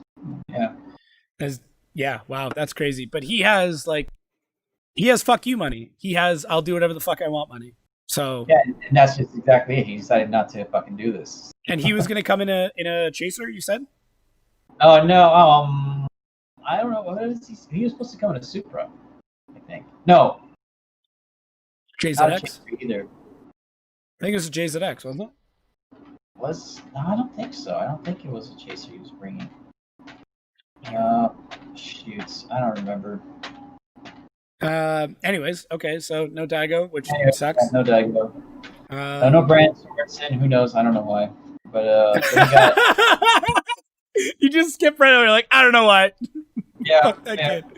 There's no story there. But unless somebody knows something I don't, mention in chat. It's just how like. Oh yeah, all right. Fuck that kid. I don't know. Do you honestly though? Do you think this is a good idea? If he was competing, he's not obviously. Do you think it's a good idea to have Brandon Sorensen in pro? I'm asking I don't know. I mean, I'm assuming he got his license fair and square like everybody else. I don't know the story behind that. I think he got 5th overall or 6th overall in the season. It's top 8 that can get their pro license. That's all he wanted. He just wanted to get the license, and he got that. So he's a Pro 1, and is this Pro 1? Yeah. Yeah. So, but he's not here to compete And that kind of surprises me, to be honest, because he's had like weekend multi-battle craziness under his belt for the shootouts, and he actually got his pro license in a shootout before. His Pro 2 license. Yeah, Pro 2 license. I'm sorry. Yeah. And so that's not an easy thing to do. So it's just that going into pro, who's to say? I don't know. Maybe he decided to hold off a year and build this program maybe to a better level that they can maintain to be in pro. I mean, he is well funded enough that that's not an issue. That's not an issue. Money is not a problem for Brandon Sorensen. Yeah. I'll put that out there. Okay. Fair enough. Kazuya Taguchi also, I don't know what car. I know he's driving a 240 now. But another GT radial driver. I haven't seen his new car. I believe he's driving in a 240. But either way, another driver just needs a bit of time. Very Robbie Nishida-esque. Obviously, he filled the void that Robbie Nishida left when he left. Yeah. But another, just needs time. Just needs time to adapt. Like, imagine coming in your rookie year and having to drive that GTR. Like I could not imagine just like walking in and be like, Jesus fucking Christ! Like, I'm a Japanese driver. I don't speak any English. I'm driving in the U.S. in one of the worst chassis here. Oh, he's in the S15 up garage car. Oh, okay. Isn't that? Yeah, it's a yellow S15, right? Didn't he have a weird ass engine in it though? I thought he had something strange. Okay, S15 because he was an S15. Okay, say something wrong. Chat's all over it. Thanks, guys. But okay, what engine does he have then? ETM and Nicholas Rodriguez. Tell me that. Also, shouts out to my buddy Brandon in the Facebook chat. It is a GTR engine. Okay, so it's not that weird. GTR, okay, yeah. Brandon, buddy of mine, thoughts on FDF Pro 2 license October 3rd. FDF, I can't read. Anyways, shouts out if anybody is interested. If you live in Canada and you want to get your Pro 2 license, there is officially a sanctioned event that is happening in exactly 1 month. So if you would like to get your Pro 2 license, check out the FDF website because they are hosting a Pro 2 licensing event. So just to let anybody know, because that's nuts, and I'm very curious to see who shows up. Anyways, I guess so. We got what? Ryan Turk. Ryan, yeah, and we talked about him quite a bit actually earlier. Yeah, but in the Corolla, it's time to shine. Yeah, pretty much. He's got all of the. I think he's got all the boxes checked to be one of the most serious contenders for probably a regular top 4. Okay, well, only time will tell, right? And then last one that we've got that was supposed to be on this list is Daijiro Yoshihara. Nothing major with his car. Then he's just driving excellent. Like, he's showing that he's one of the best time attack drivers in the world. Yeah, he got first place in the Pikes Peak Hill Climb Unlimited. Yeah, that's crazy. He is so talented. He is such a talented driver, just across the board. Yeah, Piotr Wisek is not showing up. Okay, so let's jump on that. Let's jump on. Do you want to do the Warthouse thing all together, or do you want to do each driver first? No, we can just do it as both of them together. That's fine. I mean, they're always a duo, at least up till now. They're buddies who set out to accomplish what they were going to accomplish. I mean, I don't know if you saw the recap video James Dean put out, but yeah, it was pretty much just vague. Yeah, it was. Yeah, he didn't tell about what's going to happen afterwards, but he felt that the split was it was time. Yeah. And I mean, what more can you accomplish? Yeah, it's nothing more than that. It's like he's going to move on to different horizons, and then he gives this like this picture of him with Christoph's Blues, and they're both in Eurofighters. It's like, whoa, okay, what are you saying here, James? You guys teammates now or what? Man, how fucking awesome would that be? Yeah, so they're both in Eurofighters. Maybe that's the plan for 2021. So, have you Have you seen James Dean in that Eurofighter, man? Yeah, I saw the round that in Nova Scotia. I guess it was no, As I say, no, Nova Scotia's in Canada, but that no. would be I'm cool. sorry. I was. Oh, that was. Yeah. Why did I say that? I I think think I it's saw an Riga. Archer. Oh, that's why I said that. I saw some Archer video about Canada. Anyways, um, they no, it was I'm cool with Drift it. Masters. I'm totally cool with it. Yeah, so Selfish. Drift Masters one round. They only had one round this year, Mhm. and I don't know if you saw that. That was like a few weeks ago. I didn't But get to that, watch the event. No. oh my God, that was amazing, Okay, now I need to. amazing event. And James Dean ended up winning that one, and with I think Peter second and Jack Shanahan the third. Piotr was in fourth. No. No, Pierre was first or second, Okay, and and then and James got first. then there's another ECU master driver that got fourth. I can't remember who it is, but anyways. Yeah, it was like a kid with the blonde Yeah, cornrows. yeah. Yeah, He's an ECU master FRS. driver. So, Yeah, yeah. and I should I know his forgot his fucking name. name. I should know his name. Oh my god, I Yeah, should know his name. but yeah, it was like that was a great showing on how smooth James has mastered that Eurofighter, Yeah, and being up against Peter in the S15, it was kind of like it was a noticeable change in Dean's style too. Like the car said something different about his driving. Is something I it's noticed. so much more aggressive than the S15 is. Yeah, Like the S15 is just all about it's snappy but smooth. Like all of its inputs are exponential, not linear. If that makes sense. Like it like yeah, ramps into the curve, and then like when he transitions, you see the car slowly load up and then snap into transition and then slowly decel back in. Whereas that Eurofighter is just fucking raw metal Viking screaming is what it is. yeah, yeah. And It's then, it's how much is the Dean or how much is the car that's really making that dynamic play out. And I think it's just like the car will amplify either how bad or how good you are when you get to that level of a vehicle when you're behind the wheel, I think. And but it, and it's just so good that it's just the car looks like it's just buttery smooth all the time. that being said, if you ever watched him driving his FD, like he's so floaty and like big style in it, Yeah, it's such a change, right? As soon as he gets in that car, you can tell he's really having fun. But yeah, I'm curious to see. I could see Piotr coming back and maybe bringing in another European driver, maybe one that he would win against a bit more. That's got to be a bit hard because, like, I believe that Piotr's dad owns Vortos. yeah, That that's is my very understanding. yeah. So, can you imagine like bringing a guy with you and he just beats your ass every round? Well, I mean, he got the best training he could possibly get. I mean, to be honest, when you drive against somebody good all the time, you're going to get good. Oh, I And agree. he's seen it. Yeah, I think that's such a big like Piotr was an amazing driver coming into FD, but yeah, he went from an amazing driver to a world class driver by the time he left. yeah. That's true. Within that first year, he pretty much solidified that. And I mean, you could practically say that he was a championship contender every single time that James was as well. Yeah, Um, I would agree with that.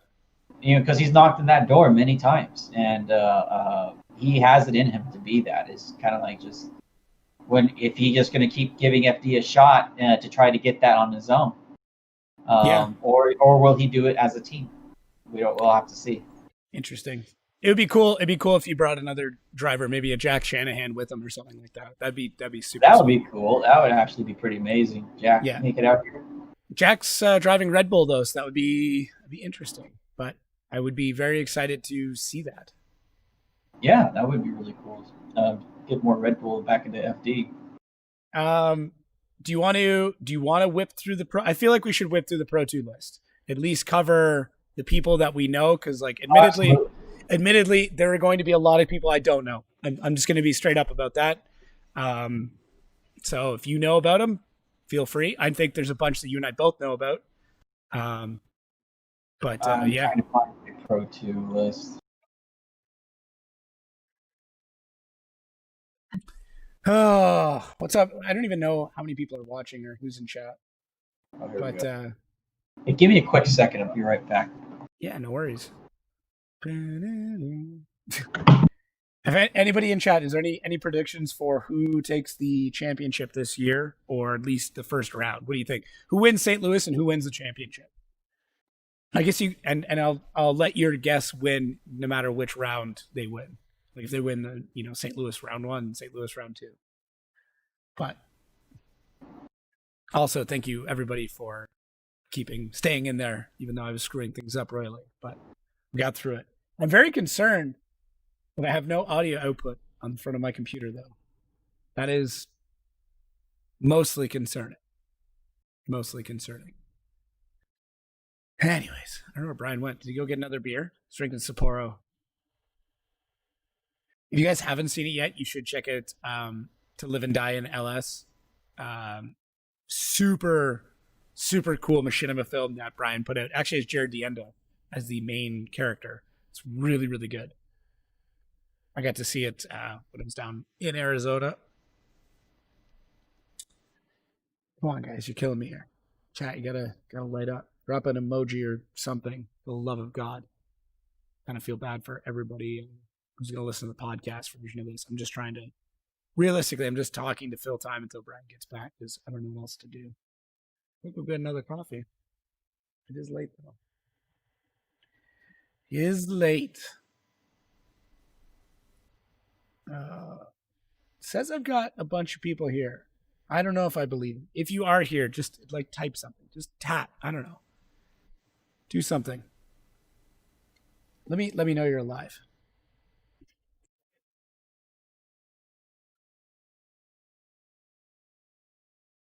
I'm just going to assume that nobody's. Where the heck did Bryan go? I think I lost him.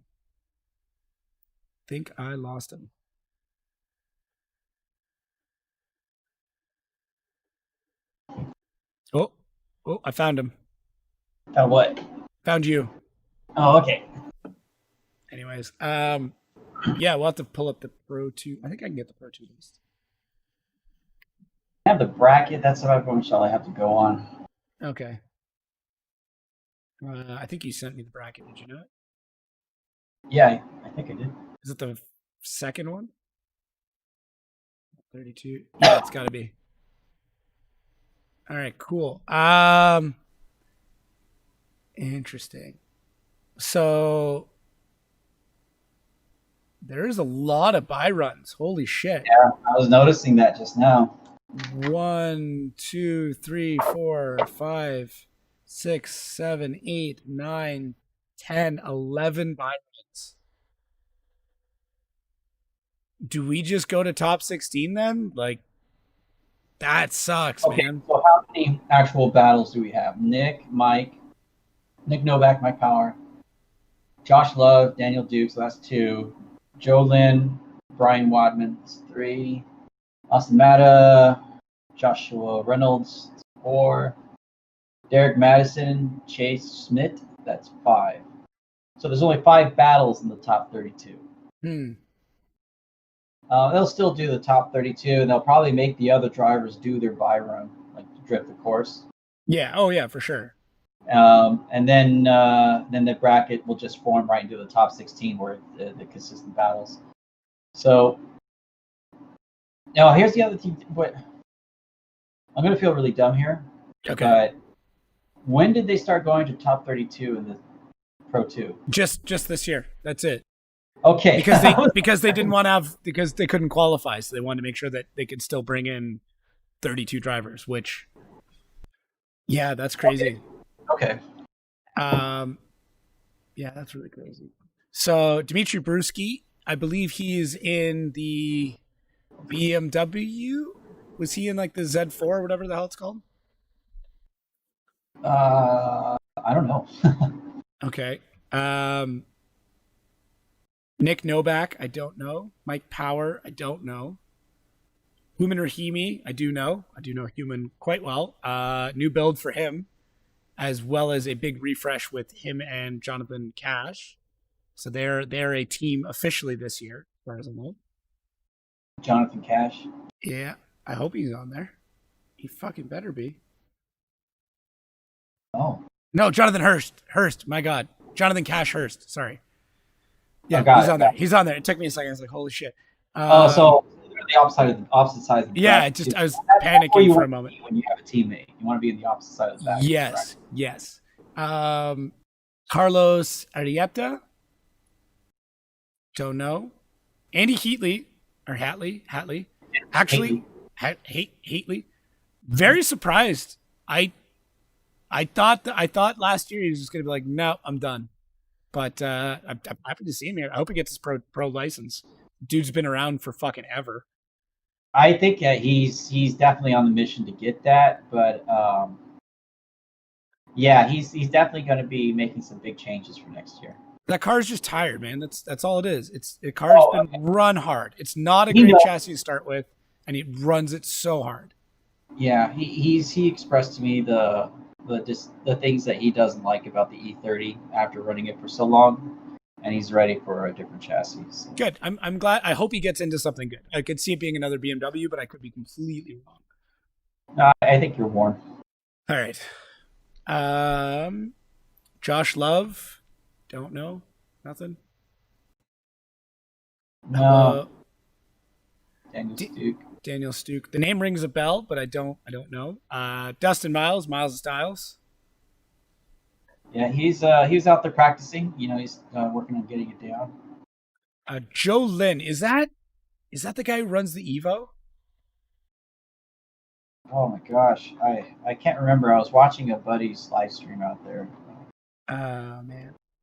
I'm gonna look it up. I think he drives an Evo. No, maybe. Shoot, I don't know. Maybe. Funny enough, there's a lot of people called Joe Lynn, so that's probably not going to be easy to find. Bryan Wadman. I don't know who that is either. Which one? Bryan Wadman. I think he did drive a while ago, and then took a year off and came back. But Wadman definitely sounds familiar. Joe Lynn, BMW. Okay, I was wrong. Cool. Kelsey Rawlings. So she was only out of getting her pro license back up by like one spot, if I'm not mistaken. Yeah, it was super close. So she's definitely on a mission. I can see her. She looked really good in practice. I can see her definitely putting up some pretty solid fights.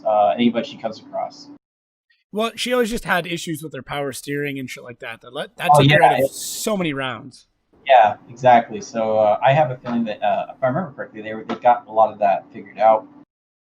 So I hope no more problems like that, and she can just let it all hang out. You know, send it. Mm-hmm. Austin Matta, another name that rings a bell.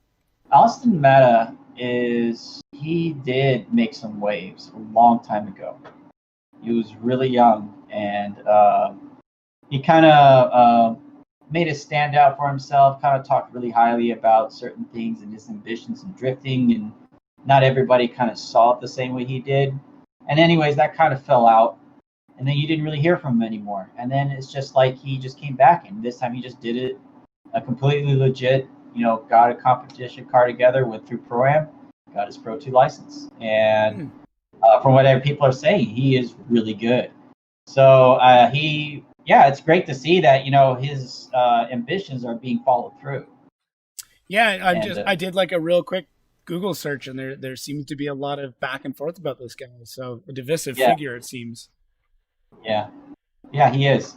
I think that Austin Matta he has the potential for really becoming something really significant. So I definitely have my eye on him. Okay, interesting. Yeah, I don't know enough about him, but obviously there's some back and forth about the guy. So. It's something I feel, but all right. Yeah, it's just he has I don't know. I guess it's just the vibe. We'll see how he does this year. Yeah. Joshua Reynolds. I don't know who he is. Okay. Josh Robinson. I think that's another big story. Actually, he's in the Eurofighter now. And did you see who his crew chief was? Yes, Garrett from Get Nuts Labs. That's right. Yeah. So that's cool. That is a measure for success right there. Yeah, I'm really happy for Garrett. Garrett is a really good dude, and having him as a crew chief, I'm pretty sure they're going to benefit a lot with his know-how. That's a serious investment, though. Like Yeah, Josh is not pulling any punches. The engine that he built, the car that he built, like that's you mean there's a lot of money into that program. yeah, they're out to because Josh was like I think the same thing with him. He just barely got nudged out of getting a Pro One license. Yeah, because if he gets it, he's going for Yeah, sure. yeah, and it was his car that was holding him back. Yeah, That the Ute's Ute, just greatest Ute driver. He's the greatest Ute driver ever, drifter ever. But he definitely needed to get into a chassis that was not challenging him like that anymore. no, and then you get into a Eurofighter. Like, Yeah, so it's like he just like you know what he just said screw it, I'm just gonna get the biggest gun I can find, and he found it. So it's a lot of screaming ruse, man. yeah, so I'm really excited to see how they go. I'm definitely rooting for Josh, and yeah, I think it'll be awesome. Yeah, I'm. It's going to be interesting to say the least. Mika Diaz. I've seen I his feel like posts from time to time. His BMW looks freaking amazing. okay, Like it's almost like he did the really smart combination for competition. He got I think he has the V8 in there and the LS, one of the LS engines in there, and he just a well built E46 chassis. interesting. Yeah, yeah. It's just like you know what? That's a weapon. That is a serious weapon he's got. And I'm He's a hoping that he really can open up that potential. he's a Hoonigan boy too. Okay, right on. Yeah, he's definitely tight with the Hoonigan community. So that's good though. It's a good alliance to have. Good group of people to be backing you. Oh yeah, he's gonna get a lot of good publicity, and I definitely think he's gonna be a hard one of those guys who are hard chargers. Yeah. Blake Olson. I know this name, and I know I should know more about them. Blake is from Las Vegas area, and he is very popular out in this, in the Arizona, California, Nevada drift scene. Okay. Yeah, he did a lot of the pro-ams out here, very like in a very stylish, like flashy wheels S13, and he made it work. That was the great thing about it. Gotcha. And yeah, he did really well. And we've seen some really awesome battles from him in the Vegas Pro-Am series. And then he moved on from that S13 to E92. He had some hiccups with that car being made, but he was able to get it out there. And then he got into a collision to kind of set him back for a little bit. And it was something, he didn't plan on having happen. But moving on, he was able to get something together now. So it's really awesome to see that he's got into a car and he's on the bracket. He's ready to battle. So Yeah. Blake's going to come through a tough road on a personal level to get to where he's at. But I know that he's gonna do well. That's good to hear. I'm glad. Like it's shitty that shitty things happen to people, to good people, but I feel like that when that happens, the person that comes out of it is just so much better. It is, and yeah, Blake. Yeah, I run into Blake from time to time on sim drifting, like Assetto or Forza, and he's always been a super chill dude, really good dude. So yeah, I really hope he does well. I hope he gets to really expand on his drifting career through this. Nice. Derek Madison, same thing. Another guy that I'm like, fuck, why do I know that name? I don't know. I'm Some of these looking guys at. I probably do know. I'm sorry if any of them are like, Bryan, you know who I am. I'm so bad with names on Facebook, and then meet. And worse is like when I meet people in real life who I'm friends with on Facebook. I'm like, oh, dude, I mean, unless you're holding up a picture of your profile, I'm not gonna know you right It's not away. gonna If not I gonna if I don't happen. meet you a lot, yeah, if I don't run into you a lot. Interesting. Oh, okay. No, Team Infamous. Okay, I got him. Yeah, Nissan driver. Don't know a ton about him, but I do recognize his face, and he looks very nice. He looks like a very down to earth human being. And he lives in St. Louis, so first round might as well go to. Oh, hometown track for him. He's got a lot to. He's probably going to have a lot of family and friends out there. So Yeah. definitely a big deal for him. Chase Schmidt. Don't know. Don't know. Jonathan Hurst. He switched to single turbo. That's In what? and he's. I think he's in the G37 still. The single turbo VQ. No, LS. He had a twin turbo LS in there before, and now he's got a single turbo LS. Oh wait. I'm starting to remember him now. Didn't he? Yeah, it was. Was he with? He's with There was Human. an old John. drift team. There was an old drift team that Forrest actually drove for them. Drift Empire. Emperor's like a neon green G35, and then there was like an orange G35. He might have. I'm not sure. I thought he was from like Kentucky. Maybe it's not the same guy. Never mind. I don't know. It just like it kind of like you just saw this when you mentioned the car he drove. I just saw this. That's too. No, I don't know if that's him because like I believe Hurst is like Kentucky, Tennessee. Okay. 370Z, not G37. Oh shit! What? I thought. Hang on. I don't think Hurst rebuilt his car. I thought Human rebuilt this car. I didn't think Hurst did. I should probably look this up. I was actually going to film for them this season until COVID hit. No, I'm almost positive Hurst didn't build another car. Oh my god! I literally sent him and Human a message the other night. I was like, "Hey, you guys better put on a fucking show." I believe is exactly what I said. I'm almost positive. No, it's a G. He's still driving a G37. Who's that in chat? Anyways. Yeah, that's my buddy Sean. He drives an EDC. I'm trying to talk him into building a car for me because I don't have fucking time to work on cars. It sucks so bad. Sucks so bad. All right, where are we at? Ricky Hoffman, also don't know. Don't know either. I feel like there's like a lot of drivers that should be driving in Pro 2. Like I'm curious to see how many people show up in the next round, only because the way the schedule looks right now. Like how many guys with Pro 2 licenses are going to come out of the fucking woodwork after seeing this? Like, what do you mean? Like, if I had my Pro 2 license and I was like, I'm not going to go drive Pro 2, and then I see this bracket, I would immediately be like, well, I think I could make it to Washington. Like, okay, I see. I'm almost guaranteed top 16, right? Yeah, like they're gonna be able to drive. You know, they're gonna get into a battle at some point or a buy run, depending on how they're running things this year. Yeah, so that's my thought. I don't know. I hope so. I'd be curious to see. So do I. So do I. I'm wondering if there's going to be like some West Coast guys that come out of the woodwork when they go over to Monroe, Washington, and that are like, yeah, I got my Pro 2 license. Like, there's a bunch of people who have Pro 2 licenses that, once again, based on this list, we have no fucking clue who they are, and that is mostly our fault. So, but whatever. Yeah. We're getting back into the Steam things now. You know.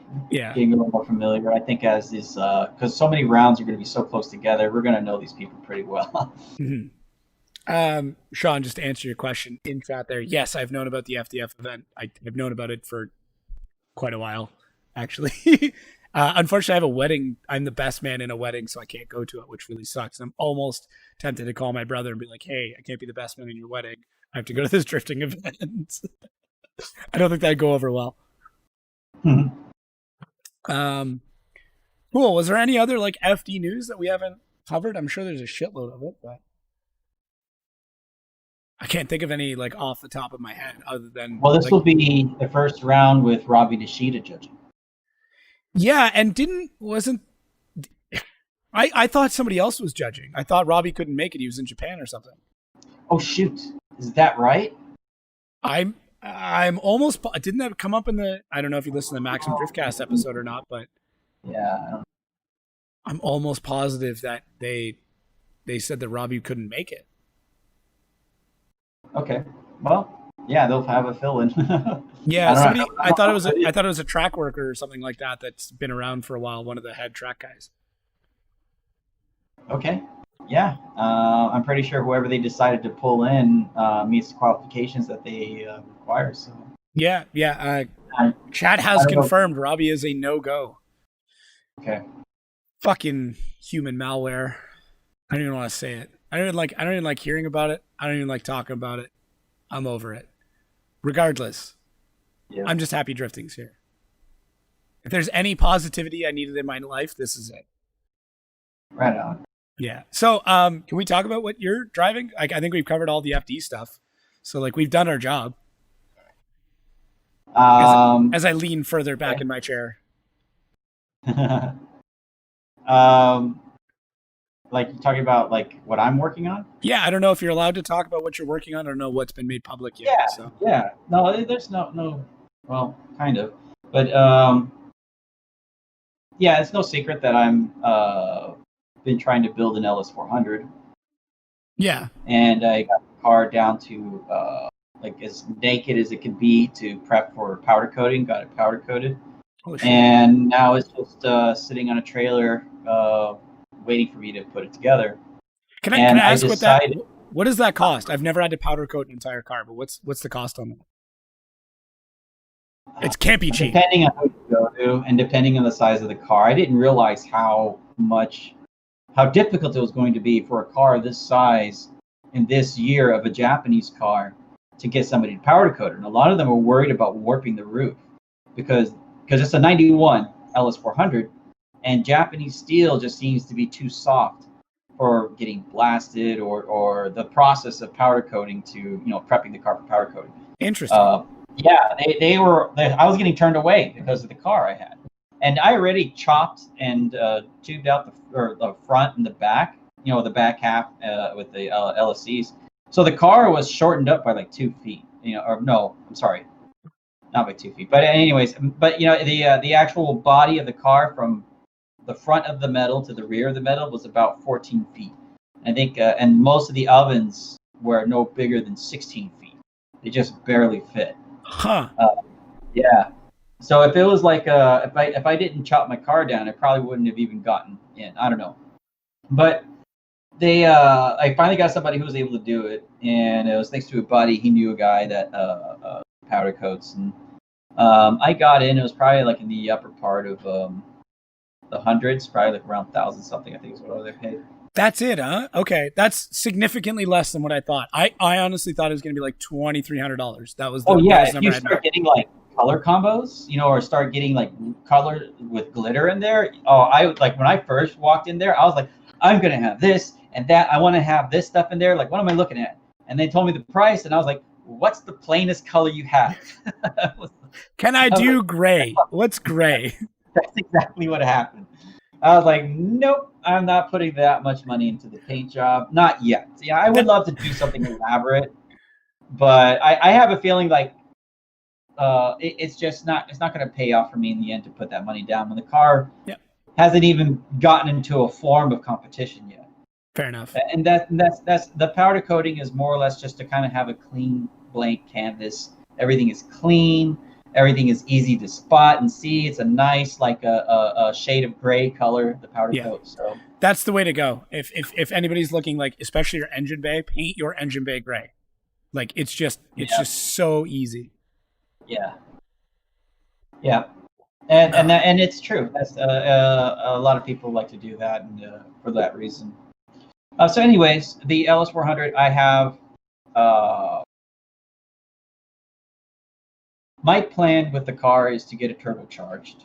Okay. And with the 1UZ. So. Okay.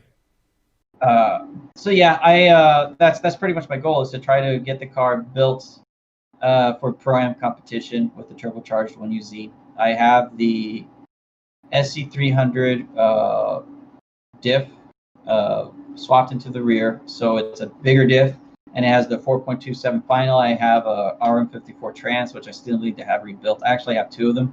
Both broke for the exact same problem. Both of them need to get rebuilt. It was like broken shift forks and stuff. Part of it's probably my fault. I'm really kind of heavy with them, but you're very slammy when it comes to gears.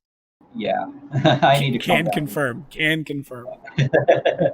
But Easy Knuckles has been helping me out with their latest version of their angle kit for this car. Cool. Yeah, so extended LCAs. We're getting the offset rack spacers, and then their new knuckle adapters and all this stuff, and space the wheels out and all that. Yeah, when I was there, they were just starting into it. They were just like, okay, let's. I think they were taking measurements when we were working on the car, if I'm not mistaken. Yeah. I was relaying them for the prototype. Yeah, that's cool. I'm glad to hear that. Yeah. He's Rich at Easy Knuckles. He's been super good to me. He's been super helpful. He's been very patient with me because this is all kind of still new to me. The lingo of a lot of the understanding of like how an angle kit is put together, or how it works. And so he's kind of been helping me out with getting me educated in the terminology and where the benefits are. So now I can be able to get better feedback when we start talking about what's happening and how we can improve or change or whatever. Interesting. Oh, cool. Yeah. So I have. I still need to get a fire suit. So there's just little things that are left. I still have to get like a fire extinguisher system. But anyways, point being is that the car is ultimately, as I'm trying to get the car to be a turbocharged 1UZ, a radiator still be in the front. Although I have been contemplating rear mount radiator, but I'm trying not to make this too complicated for myself. I just want to get the car out there. Let's see how it does this setup, and then we'll look into rear mount radiator if they feel like it's really going to improve anything more than what we got to start off with. I'm not trying to go out there and win every single round, or anything like that. I don't have anything to prove. I just want to try to see if I can make this car competitive. Yeah, I know what you're saying. Yeah, so that's where I'm going to be I'm not going to try to hammer out the best possible competition car I could put together, but I am going to get something out there that will be competitive. Well, it's exactly like we said before. It's like, what if I had, and then fill in the blank, right? Yeah. So that's cool, man. I'm glad to see you're still pursuing them. So in the meantime, though, why I haven't started the car is because I'm working on the Lincoln Mark 8. Right. And I've been doing the manual swap in that, which is almost done. And so that's the idea, is because I had that car, it was in waiting to have this done, and I put it off. Yeah. And so now it's like, okay, well, now it's holding up the LS400, so I have to get this done. There's some bigger things that are happening with that car that are like, it's worth. I can't say much, but it's really, really worth the time to get this car driftable. I'm not trying to put a cage on it. I'm putting all the interior back into it. I'm just painting all the interior black. But getting a handbrake put on it. My buddy Matt Sopa is going to be helping me out with angle kit modifications. He already checked out the car and knows how to do it. If anybody's going to make a Ford drift, it's going to be Matt Sopa. Yeah, exactly. And that's why I talked with him. It's already got a 410 final with the track lock diff, which is like making it's like a aftermarket limited slip. Yeah. And then I have a TR 6060 6-speed trans that's bolted up to it, and spec clutch kit. And the engine itself, it has because like the Mark 8s had their factory intake. This is what it is. The Cobras and the Mark 8s, they both share the exact same engine. It was that Texid 4.6 liter 4 valve engine, quad cam. Anyways, that engine came to the Mark 8s first before it was ever put into any Mustang. And so all it took to get all those Mustang goodies onto that engine was just bolt-on stuff. Oh, okay. So you could have like Mustang goodies. So I have the Mustang intake plenum and all that stuff, or the Cobra intake plenum in the car already. And there was an aftermarket chip in it already. The automatic trans that was in it had the J mod. This guy was drag racing this thing pretty much everywhere on the street and stuff so like that. It knows to go fast. Yeah, that's the car. And I remember when I punched it, it's kind of a scary feeling when you feel an automatic with a J mod really sink you into your seat. Interesting. That power takes up. Yeah, it's pretty trippy.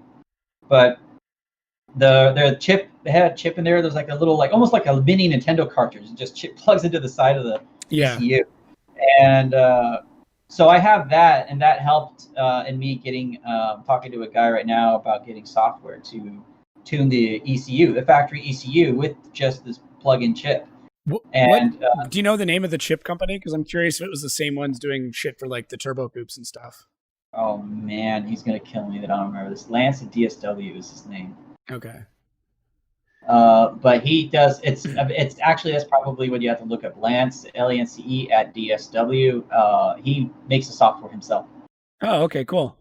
And what he does it for different cars, but he really enjoys, like the MN12s, which is the Thunderbird Cougars, and the FN10, which is the Mark 8. And for whatever reason, they gave the Mark 8 a different chassis code, but they're all three pretty much the same cars, Yeah. to some respect. Cool. Yeah, I know very little about the Mark 8s. Yeah, it's incredible. The cars, independent rear suspension from the factory. It is probably, I can't think of a Ford that ever came out before those cars were introduced that had independent rear suspension. Ford did a lot of that weird shit where they would like demo, sports car technology on their luxury cars. Because that's what the Thunderbird was, right? Like it arguably had a much better engine than the SVO, and tuned properly made more horsepower than the 5-liter. And it's like, but that was in a fucking Thunderbird, right? Like that's in a luxury coupe. So like, why would you do that? They also had better suspension. Like there's that's why, like when I was drifting the Thunderbird, it was like, I don't know why you'd buy a Mustang. Cause yeah, I get it. It's got a huge overhang and it weighs more, but once you take out all the luxury items, it actually weighs less. And like, you don't need fucking automatic sensing headlights. Cause like that module was like, it was like this big and weighed 6 pounds. But yeah, Ford loves doing weird shit like that. Go ahead. I was gonna say I think Chevy had an issue with that as well with like the Chevelle and the Corvette. The Chevelle, when tuned properly, was faster than the Corvette, and they couldn't have that, so they detuned the engine. Something along those lines. I can't remember exactly.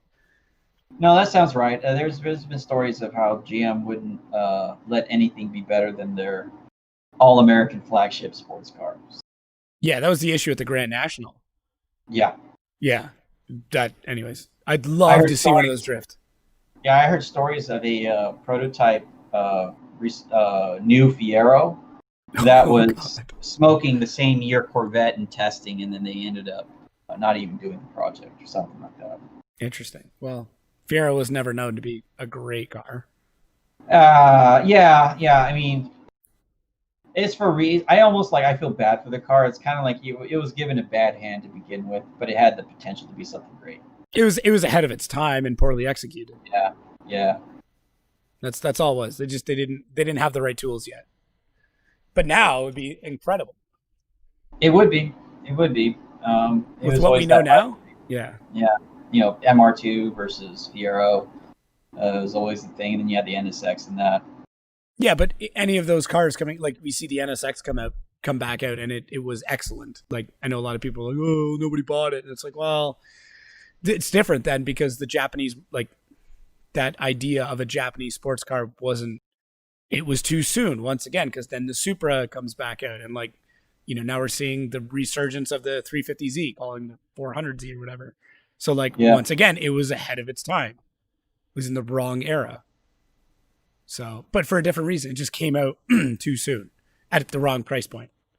Yeah, it definitely found itself in a market that was saying, well, for that kind of money, I could look at something else. What's interesting is that like the Supra and the NSX changed in that way, where the Supra should have been like price point and build wise, the Supra should have been more of a supercar, whereas the NSX should have been more of a daily quick streetable.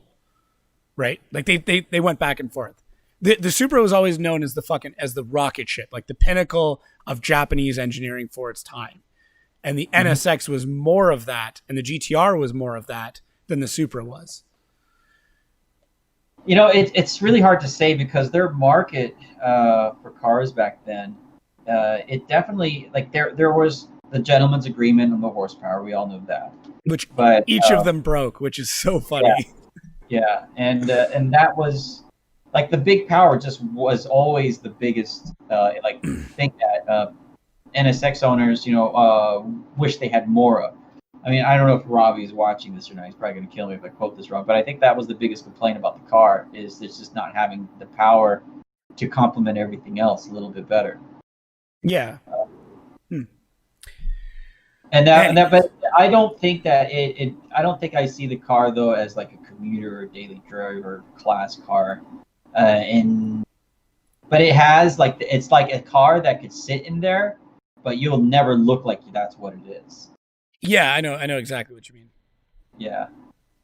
So, and that's where the MR2 kind of like is in that realm, respectively. It definitely has some suable Ferrari tones in its design.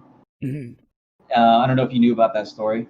Toyota got sued by Ferrari for some of the design elements that Ferrari felt was too close to. That's a very Ferrari thing to do. Yeah. So. Did Nissan sue Lamborghini for stealing their headlights? I have no idea. The Diablo headlights are like the exact same as the 300ZX.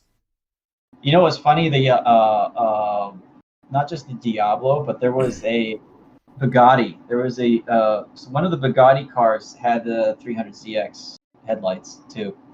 Oh yes, yeah, the blue one, like the early Bugatti. Yeah, I remember that. That's so funny. Yeah. 300ZX, the car that shouldn't have been. The 300Z. Yeah, apparently they're like an absolute nightmare to work on.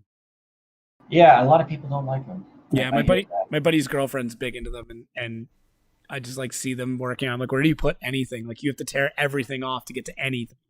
Yeah, like the turbos are on the bottom. Yeah, it's insane. Just piping fucking everywhere. I remember the commercial for the 300ZX when it first came out, and I think it was I can't remember, but anyways,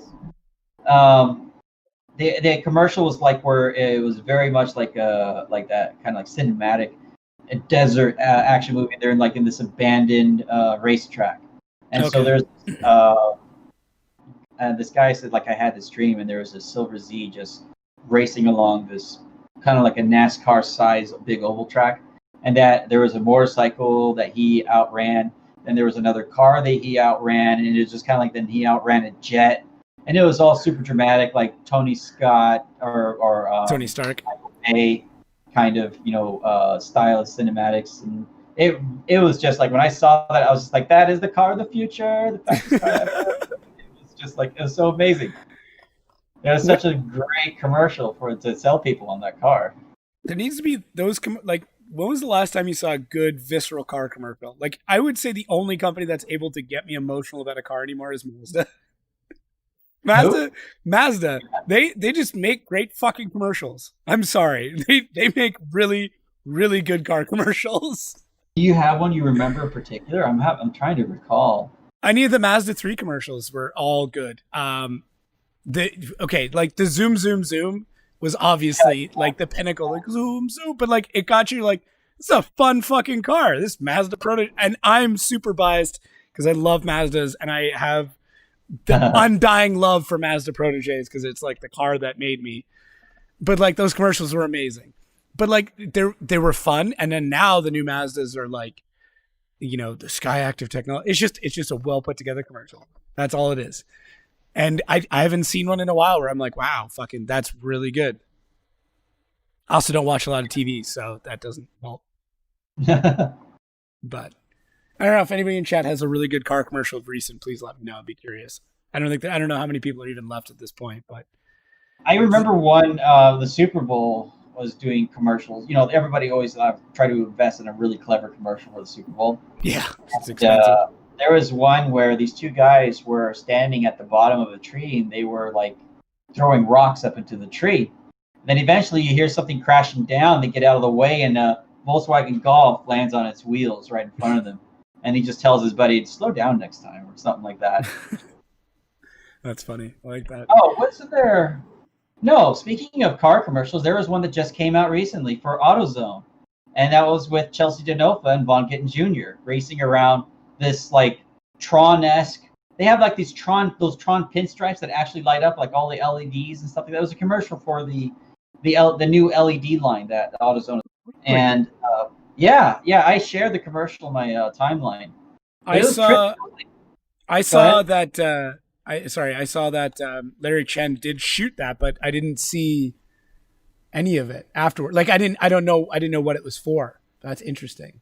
Yeah, yeah, it was a pretty cool video, and seeing all the tire smoke lit up by the neon lights. It was like a neon light lined track around. I don't even know where it was at, but it was a trip. It was a pretty cool video, and they said that all the neon lights were the actual products that were used that they sell at AutoZone or something like that. So, kind of promoting the effectiveness of the illumination that the product provides. Dude, I just clicked on AutoZone and fucking Josh Robinson has like 3 commercials with them for Duralast. Ha! Right That, on. I yeah, didn't I know knew. that. Yeah, that's insane. I'm just taking a look to see. I don't see it on their main website right now, but that doesn't mean much.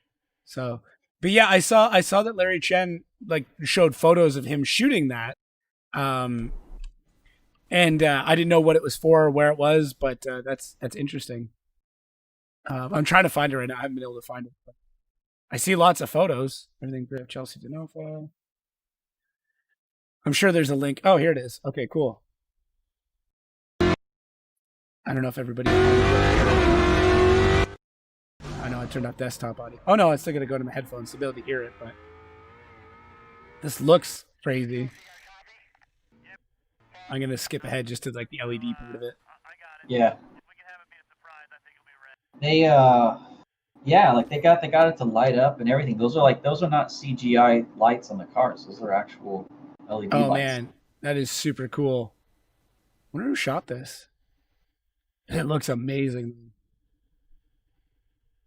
Yeah, I'm very. It looks like they've only got like one corner lit up. This would be cool to see in competition because I know that there was hints that they're going to do more like underglowy and lights and shit like that for Irwindale. But I'd be curious to see if they bring on something like this. Was this shot at Grid Life? You know, that's That's. a good question. Maybe it was. I wonder if this is shot at like Alpine Horizons. I'd be curious. Touring items type S. Cool. That's fucking killer. I'm gonna actually have to sit back and watch that later. Like the whole thing. I'm gonna bookmark that. That's super neat. Ah, best commercials, the Kia ones. Aye, you don't look like you wear too much sunscreen. Aye. Oh, you remember the hamsters for was it the Kia Soul? Oh yeah, those were good too. Those were good. Yeah, those were fucking good. Or Unpimp Your Auto from Volkswagen. Oh, those are the most epic ones. You must unpimp your auto. Mhm. Oh fuck. Well, we're 2.5 hours in already. I think we've covered everything drifting. What we didn't cover, predictions. Give me your who do you think your top 3 for St. Louis? It could be either round, and then give me your top 3 for the season. I do typically top 4. It's pretty Okay, much top 4. there. You all have won. You've all proven pretty good success for the night. The top final 4, man. I see. I did not watch enough of practice, but I mean, just Give me your going gut off- feeling, man. Gut feeling. Okay, gut feeling. I'm going to say Ryan Turek. Um,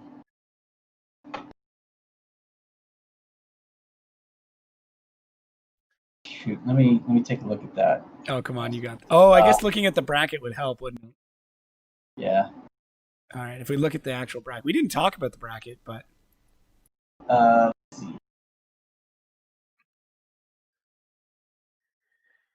okay, I should look at the bracket. So for anybody listening, Taguchi, Byron, Brian Literal versus Jeff Jones, Michael Essa versus Masayama, Chris Forsberg versus LZ. Fucking that's gonna be cool.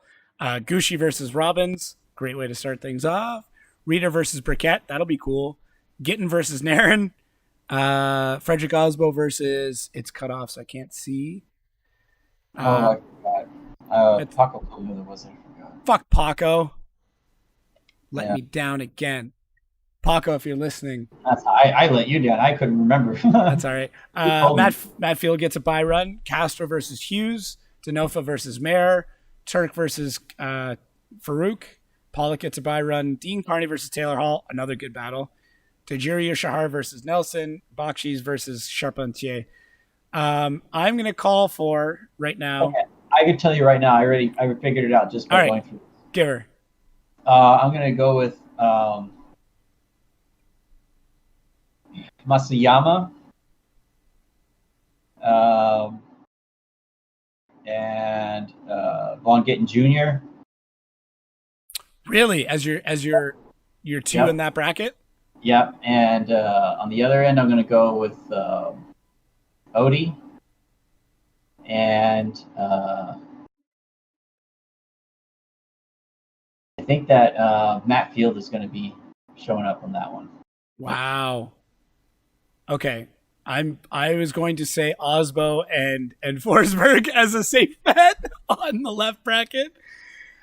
And on the right bracket, I would go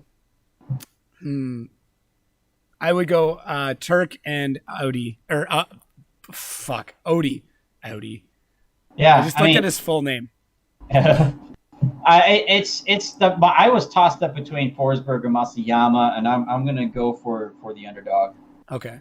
Fair enough. I Yeah, think it's safe bets. I think on the season our top three. Fuck, I don't know. I feel like I need to throw one wild card in there. I'm gonna say Chelsea Denofa, Ryan Turk. Wait, Matt, no. Go ahead. Sorry. Chelsea Denofa, Ryan Turk, Matt Field is your top three in the season. That's the top 3 of the season. Yeah. Man, I don't know. That's so hard to call. It really is. I know. You could take the safe bet. You can definitely take the safe bet and say it'll be Forsberg, Osbo, and throw in somebody else, right? Yeah, with this kind of lineup, man, it's really hard to say. It's such a wild card season for how all of this is going to go down. Fuck, I should have put Odie in there. Making predictions really kind of like. I'm taking out Matt Field. I'm putting Odie in there. I think Odie takes second on the season. Osbo wins it, and Turk takes third. Okay. I don't know. I'm seeing Forsberg 1, Osbo 2nd, Gucci 3rd, Odie 4th. That's good. That's a solid set of picks. Yeah, Kazuya Taguchi, though, I keep forgetting because his name is practically cut off at the top. We have such a shitty picture for this, but Kazuya is not to be underestimated in that car. He's blown us away, and I think you probably give a big surprise to Masayama as well. I mean, I think maybe I gave him too much credit in that battle, and I'm probably going to change that up for Kazuya. I think Kazuya has the chops to really give Ryan Littoral or Jeff Jones, whoever wins out of that one. That's kind of hard to say between those two on that one, but yeah, that one could go either way. I'm going to put it on Littoral. Yeah, Littoral's shown a lot of stability, but like we said about Jeff, if he's all the check marks are there, he's pretty aggressive. Yeah, that'll be a fun one.